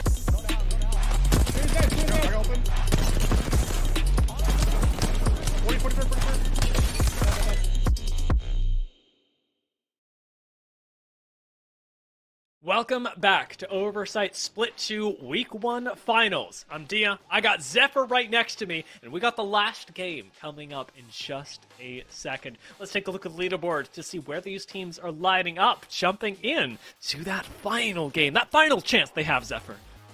The final chance here, and for many teams, the last potentially. Obviously, we look at the points, and they're actually much closer than I had expected. Usually we talk about, there's 2 or 3 teams that can potentially usurp first, and while a 12-point gap for FaZe Clan is nothing to shy away from, it is nothing but pennies for potentially teams like BR Demons, Furia, even Luminosity and CLG, down to Team Liquid. Yeah, I'm Team Liquid is really where it cuts off for me. Well, TSM, they may be able to jump up to first. I do think that, as you illustrate, it's really impressive that our top 6 teams can still find themselves a win. And it's been, throughout the course of the day, something that's been very close. Even during our first game, I believe it was only 20 points that Luminosity ended up finishing with, or something in that area. And things are very close. And they've continued to be that way, even up to the very end. These teams really giving it their all, playing with it all on the line as they jump in to what is ultimately a $5,000 prize pool for only our top 4. Luminosity sitting at that cutoff right now, where $300 goes to 4th place. It's crazy. We were just talking to Chrono before this, and he said, it's been a little rough, but we're pulling back into it. Obviously, the analyst for FaZe Clan here, and now they are seconds away from potentially winning their tournament here at Oversight. That'll give me so much faith, especially since, like you said, they'd be turning around a narrative that has sort of haunted FaZe Clan so far of not quite being able to finish off these games, of losing control in the mid game. They clearly haven't done that over the course of the past couple, and now, with one more game, as we illustrate, they've got the opportunity just by playing safe, which is still going to be really tough in this lobby, to survive and to keep that title. We've, of course, got a lot of other teams that are going to be looking for their time in the sun as well, but a lot of them are coming through with a lot to prove, I'd say. FaZe Clan, you already talked about, but BR Demons, I would throw in that mix as well, and even Furia, who have had a tough start to the ALGS and who have been doubted by a lot of people going into today, going into every day of the Pro League, as to whether they're able to replicate the results that they had a chance. Well, here and now, we still see that they're hosting a level of aggression, especially in their direct 3v3s, that put them undoubtedly above the rest in those situations. But it is still something that has not been replicated with the same level of fervor as was on Stormpoint. What are you giggling at? Did I say Furia again? Yes. Yes. I'm working on it, guys. It's okay. It's okay. All right. Lost in translation. Well, whoo, they'll figure it out. I'll figure it out. We'll all figure it out. With Team Liquid, of course, at that cutoff right now, they're another squad to watch, especially given their performance last game. Luminosity also impressing me with their command of specifically the late game. Yes. Which we saw not just in Game 1, but also in this last game, Game 5, where they did make what looked like kind of a rough call to go down for kills, that ultimately got them second place, despite the fact they expired in third. Yeah. Well, final moment. You can hear apparently what is the Embers of Scotland in the background here. But I will say, as our dropship makes its way through for one final time, it looks like we're headed back north.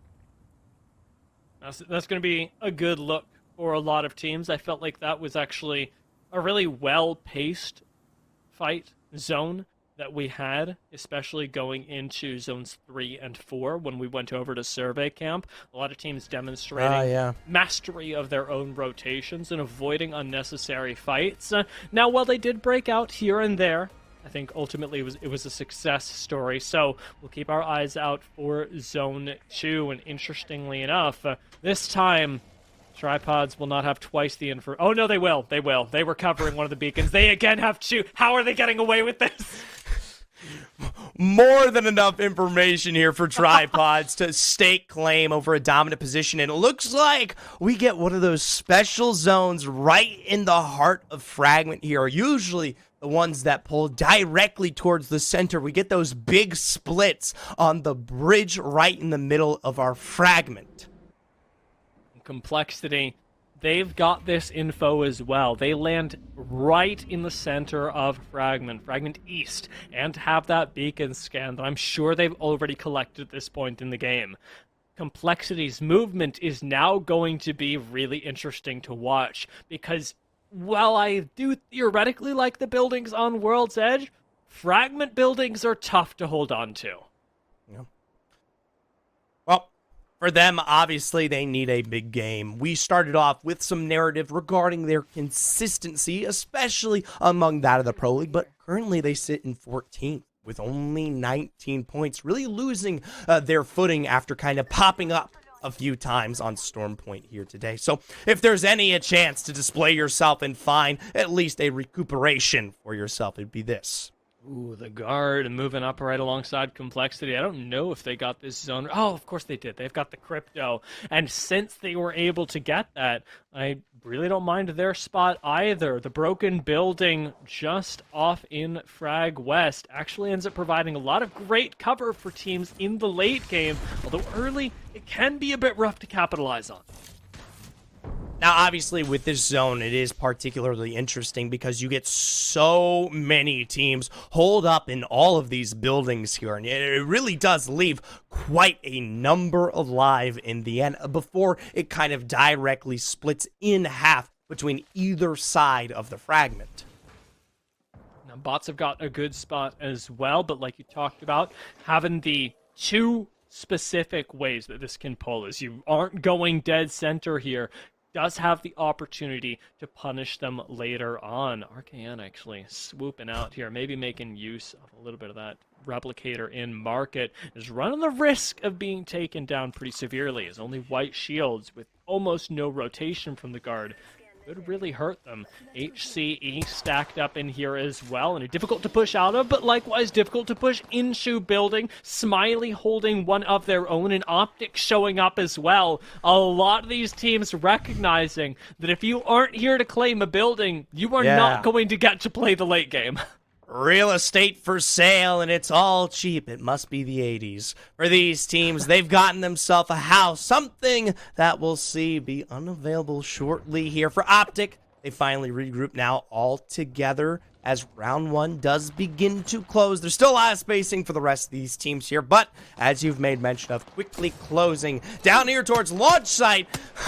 Who else but Jaguarez to find a drop? Of course. I love that today is the story of Giga Chad Jaguarez, a member of Luminosity that does not get that much attention.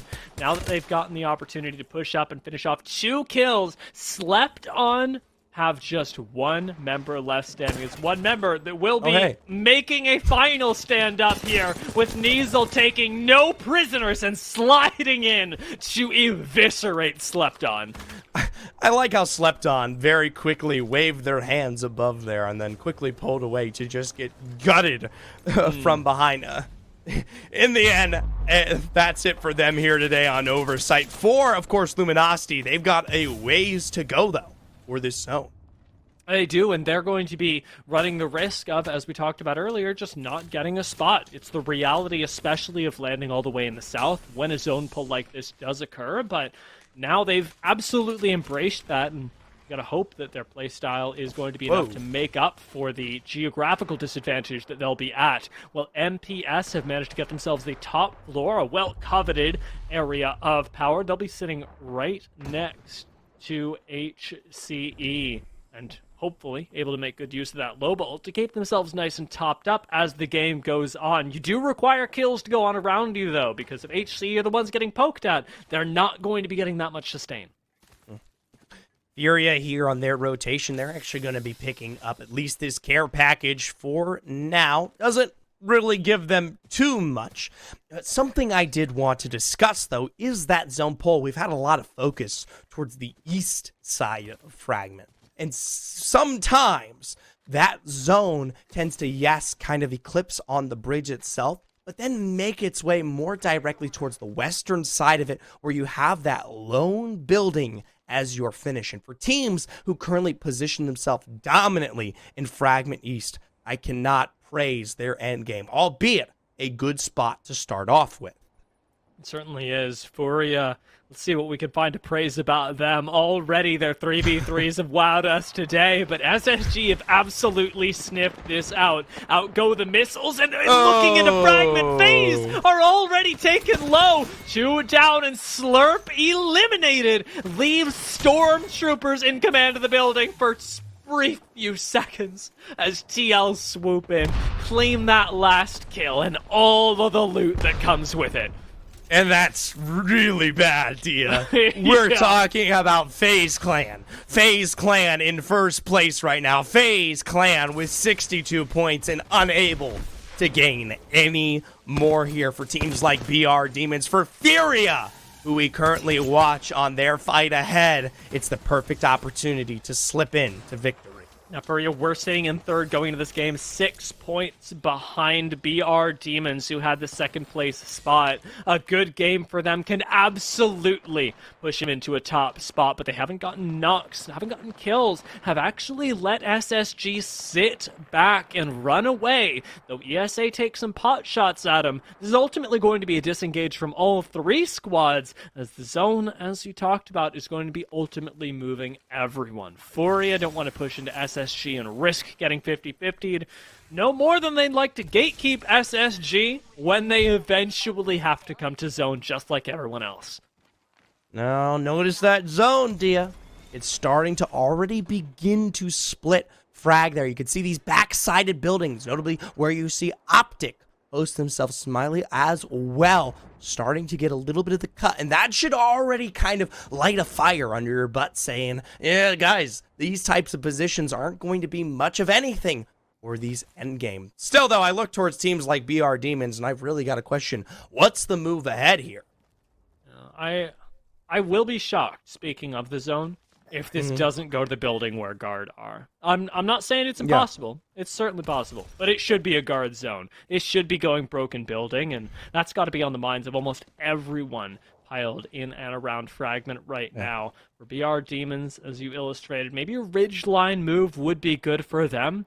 Sort of take it in baby steps, approaching Fragment bit by bit, opening yourself up to try and third-party someone, but Furia could pose a threat to that. Also rotating around the north and being one of the only teams to do so, not someone I'd want to take a 3v3 up against. I will say for BR Demons, if they do eclipse that ridge line, they've got more problems ahead. TSM have already set themselves up to kind of have that overlook, and we discussed transitions down from that high ground. They actually do work out because there is a level of northern control, especially if we're talking about a Fragment West finish, that do allow you to survive just a bit longer. My curiosity now lies in where ESA are going, because they didn't actually have to vault there. Back. Decent spot. I don't know. It was a little bit of a scouting ult for everyone, a reposition. A little bit of a question mark for ESA, as they ultimately gain very little, but that data that came with it. They do drop some meds and will have the ability to rotate now through Harvester, through the northern end of Lava Siphon, and try and take a different entry, but ultimately shouldn't change that much for a squad that is still going to be capped out of frag. I love the fact that for Furia, they know they excel in these kind of fights towards the edge. And that's why you see them just start to extend themselves as far as possible. Obviously, they're clearing out from their backside to make sure that no squad comes through to potentially take a fight very later on. But it is early, right? We could have some lollygaggers.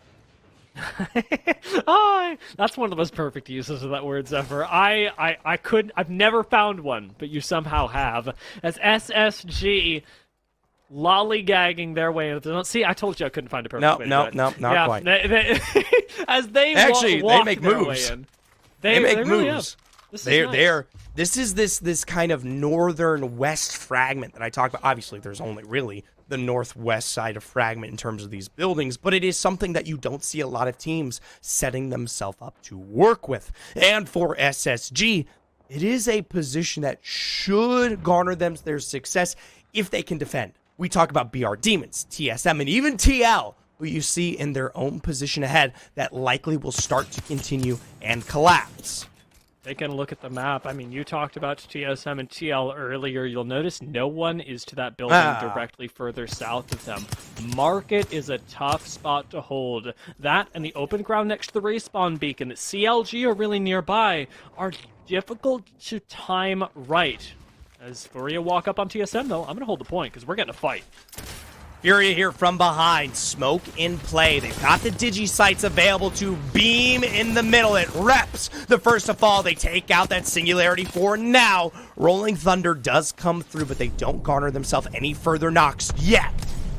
By show of hands, who else knew that Bangalore's passive was to insta-delete reps? Because I sure didn't. And I didn't know this third party was going to come in either. BR Demons made quick work of Verhulst, and How fell right back to Furia. But now BR Demons getting pushed on themselves.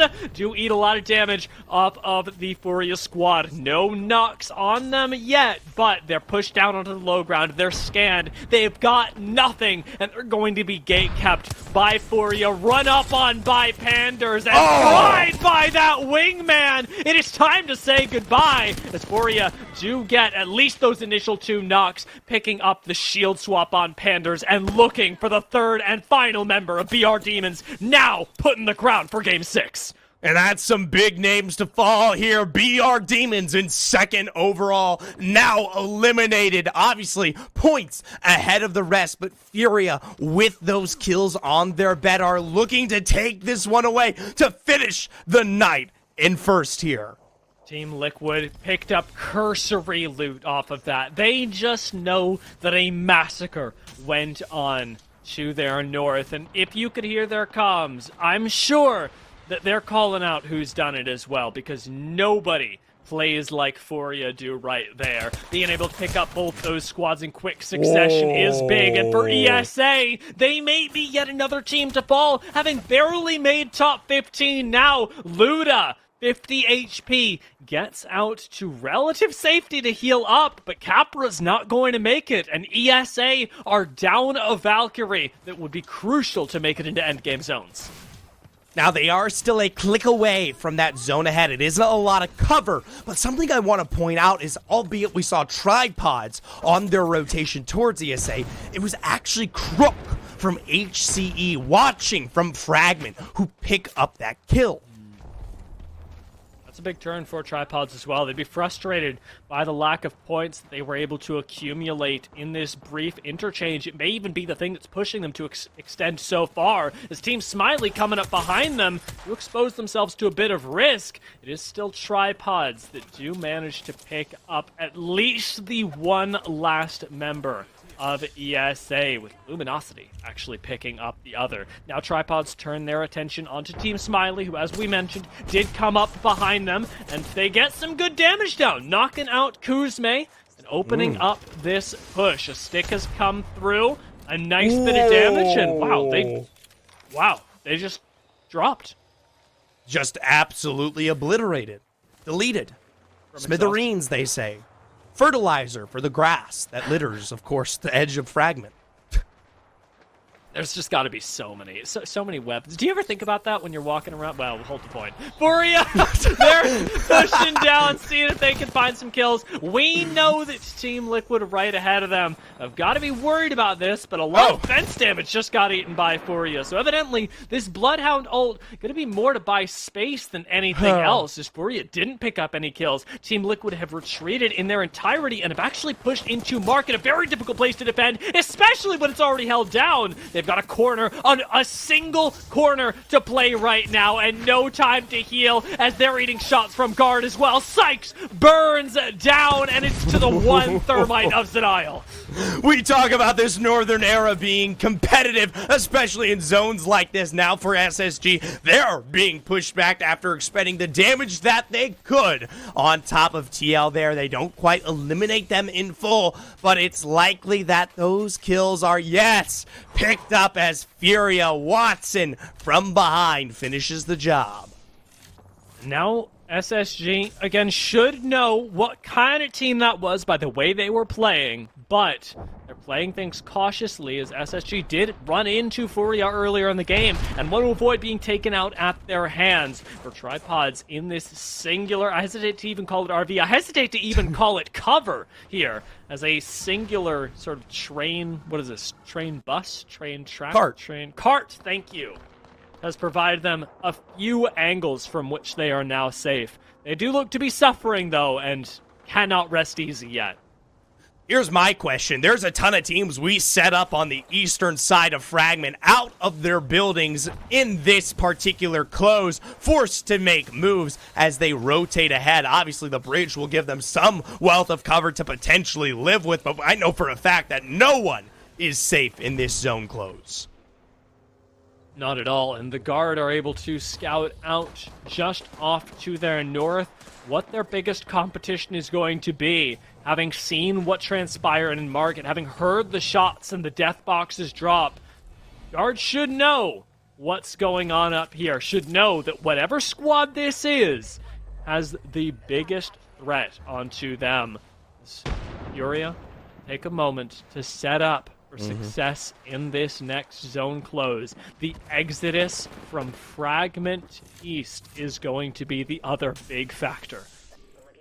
Something that I love is the fact that, yes, by the way, this zone, it pulls right into the hands of guard, like you said earlier, but noticeably it does leave so much spacing out towards the north. A big rotation up, a grab lift above. It looks like Monsoon, the first to fall here from Complexity. Duplex trying to string out that scan. Doesn't quite land it, but they've taken away the height.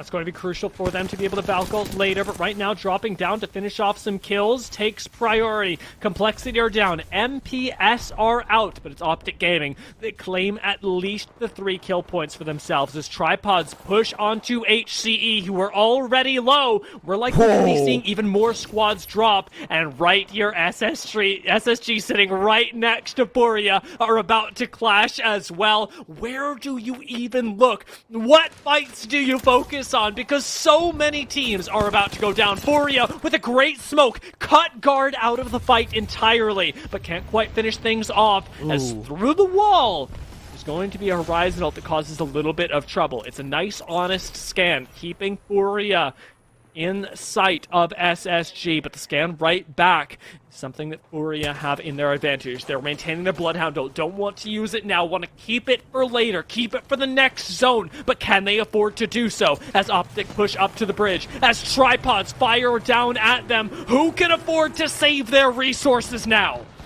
Tripod sliding forward. We know that this little wall is a source of cover, but from behind, teams are climbing. An Arcstar stuck just alongside them as they don't quite go down just yet, but are being pressured. Finally, from above, it's none other than Optic, but they're as low as it gets. Pressured from damage on their own rotation and are quickly eliminated as a result. Now, bots pick up some kills there, but they're not out of the woods yet. Tripods still behind, are applying pressure, are coming over this wall to lay down the damage onto Impulse and Jalone. The Horizon ult pulls Jalone right onto the roof, though, and he gets taken down by the swing from Nick Merckx. Another squad falls as Furia pick up just the one member of SSG. They're trading back his Watson, who is unresable at this point in the game. No more Bangalore smokes, no more safety, and maybe soon no more Furia or SSG. We're into the top 6 teams, and even that little bit of poke from Panders comes at big risk. Mind you, all of this fighting taking place towards the edges. It's the guard in the central position who haven't found anything, any pressure. They are still more than alive here to potentially walk away with this victory. The last moments of cover for all of these teams. If you don't have a crypto, you can't push this. There's simply no way to have access to the guard through all of those fences. It would take a miracle to do so, and even now, Furia pushing out, try and grab a miracle of their own and simply cannot. SSG get that knock, and like that, they know they have Furia in a corner. They take him out. SSG picking up 2 kills for the price of 1, and now have managed to grab themselves a 5th place spot as Tripods push up to the guard. All that the guard has to do is hold on to the roof for right now, something they should easily be able to maintain control of. Tripods below, energy on the first player, the guard above, CLG on the outside, in remnants from our fight from SSG on the outskirts here. Everyone collapsing on this building. SSG picked off by the guard from above. And NRG right underneath them as well with the Loba ult to top it all off. It's going to be Watson versus Watson here as CLG and Tripods have no way in, looking to try and take down, you have to imagine, NRG, because to access the guard, you'd have to go through that monster of a squad. CLG coming around the corner. Maggie Drill could be big here, lays down a good bit of damage and ends up eliminating that pylon. Loba ult on the outside will get them swapped up. Shields at the ready, but CLG have only this little corner to play and still have not dethroned NRG from beneath. NRG beneath here, guard above. Both squads, though, about to lose out on their coverage. Tripods on this outside angle right in the front of NRG, already finding knocks in combo with CLG as they quickly burn. NRG immediately turning to turn onto CLG towards their left. CLG are getting melted right now. Nano able to find a shield swap for the moment, but Guard are on top, and Guard are raining down fire on the lobby. They've lost 2, though, as Rambo's down, and it's in the hands of Keon. 3 teams still left. The Chaos reigns supreme as Rambo not going to be able to clutch it up. Sweet may be able to do it, and he does, picking up the win for NRG from the low ground. At the end of the day, with their 2nd win here on World's Edge, NRG from below, from the broken building in the middle, climb their way towards the low ground and find their victory within the 4-team chaos. I can't believe they were able to do it, even having to contend with 2 squads full focused on them. It was such a success story for NRG and mirrored what we said about them at the start of the broadcast with a 1 big game win at the end of their last ALGS. Can they replicate it here? They at the very least replicated that last big game, and it looked so good. It's good. It is more than sweet to finally have the treat of NRG picking up wins here in Oversight. I have to say, after the last few weeks, I've been a misbeliever. But hey, after that, it shows me that they've still got it, baby. They've still got something to see. And speaking of squads that lacked a little bit of belief, as we get this nice shot of Sweet swooping in to finish off what was one of the most chaotic end games that we got today. Tripods also played that really well. And Tripods are a team that have been on the come up for so long. Yeah. Today was such a good day for them to demonstrate how this squad has been continually improving, not just from their last ALGS day, but even further to now. There are so many squads that stood out today that haven't been able to replicate consistent success elsewhere here in North America. And I think that is so crucial to show the flexibility within this region right now. Who thought today we were going to be singing the praises of FaZe, especially after what we saw this recent week? It's so wild to think that these 2 performances come so close to each other as well. It's less than a week in between FaZe getting, again, 5 points in a whole 6-game day to having 55, I think it was, going into the last game. I mean, that turnaround on its own is something that you can break down, you can analyze, you can do interviews on, you can write articles about, and I'm sure that they will be written. But before we get the chance to talk a little bit more about them, let's take a look at the last game's scores to see how today ended up rounding us out. Overall leaderboard, FaZe, Zephyr. FaZe win it all. FaZe here. We set it up moments ago with their win. They went down so early in Game 6, and we didn't quite get to see a performance whatsoever, but no one was quite able to replicate the gap they had formed. Surprisingly, it was CLG who lasted into that top 4, who was able to usurp major positions that had been in the hands of Furia, BR Demons, for quite some time. And a lot of love for CLG here, because this is another team that, even in their entry into Pro League, are very rarely counted among top 5 squads. People put respect on CLG's name, but when it comes to approaching international competitions, approaching playoffs, they often fall off a lot of people's radars. I like that today we not only got to see them succeed, but they kept up with that classic CLG look of switching things up while they did. What other team did we see pull out things like the Mad Maggie? How many other squads, I think the answer is 1 or 2, actually pulled out the Catalyst on Storm Point? How many teams have the confidence of CLG in themselves to be able to make new strategies work? It isn't many. Well, it's something that I think between the two of us, we should have taken a deeper look at there, because they really swooped in from just out of nowhere in the end. I mean, just before that game, they were sitting in 5th, quite a ways away with 44 points. Now, they've done really well. We give applause, of course, to all of our squads who placed within those top 4 today. It is very difficult against, I remind you, some of the best teams in North America to make it out with the better part, the lion's share, as many say, of these $5,000. A big congratulations to our teams who managed to place in those top 4, and a thank you to everyone who made it possible. Zephyr, I'm going to start with you. For a big thank you for being my co-caster today. And of course, to our entire crew behind the scenes for making this broadcast possible. The players, to Hyperlux for making all of this a reality here at Oversight. For Oversight organizing it. And you watched PBS, right? To viewers like you. A thank you to viewers like you. Thank you all so much for tuning in. This has been Oversight, brought to you by Hyperlux, and we'll be back with Week 2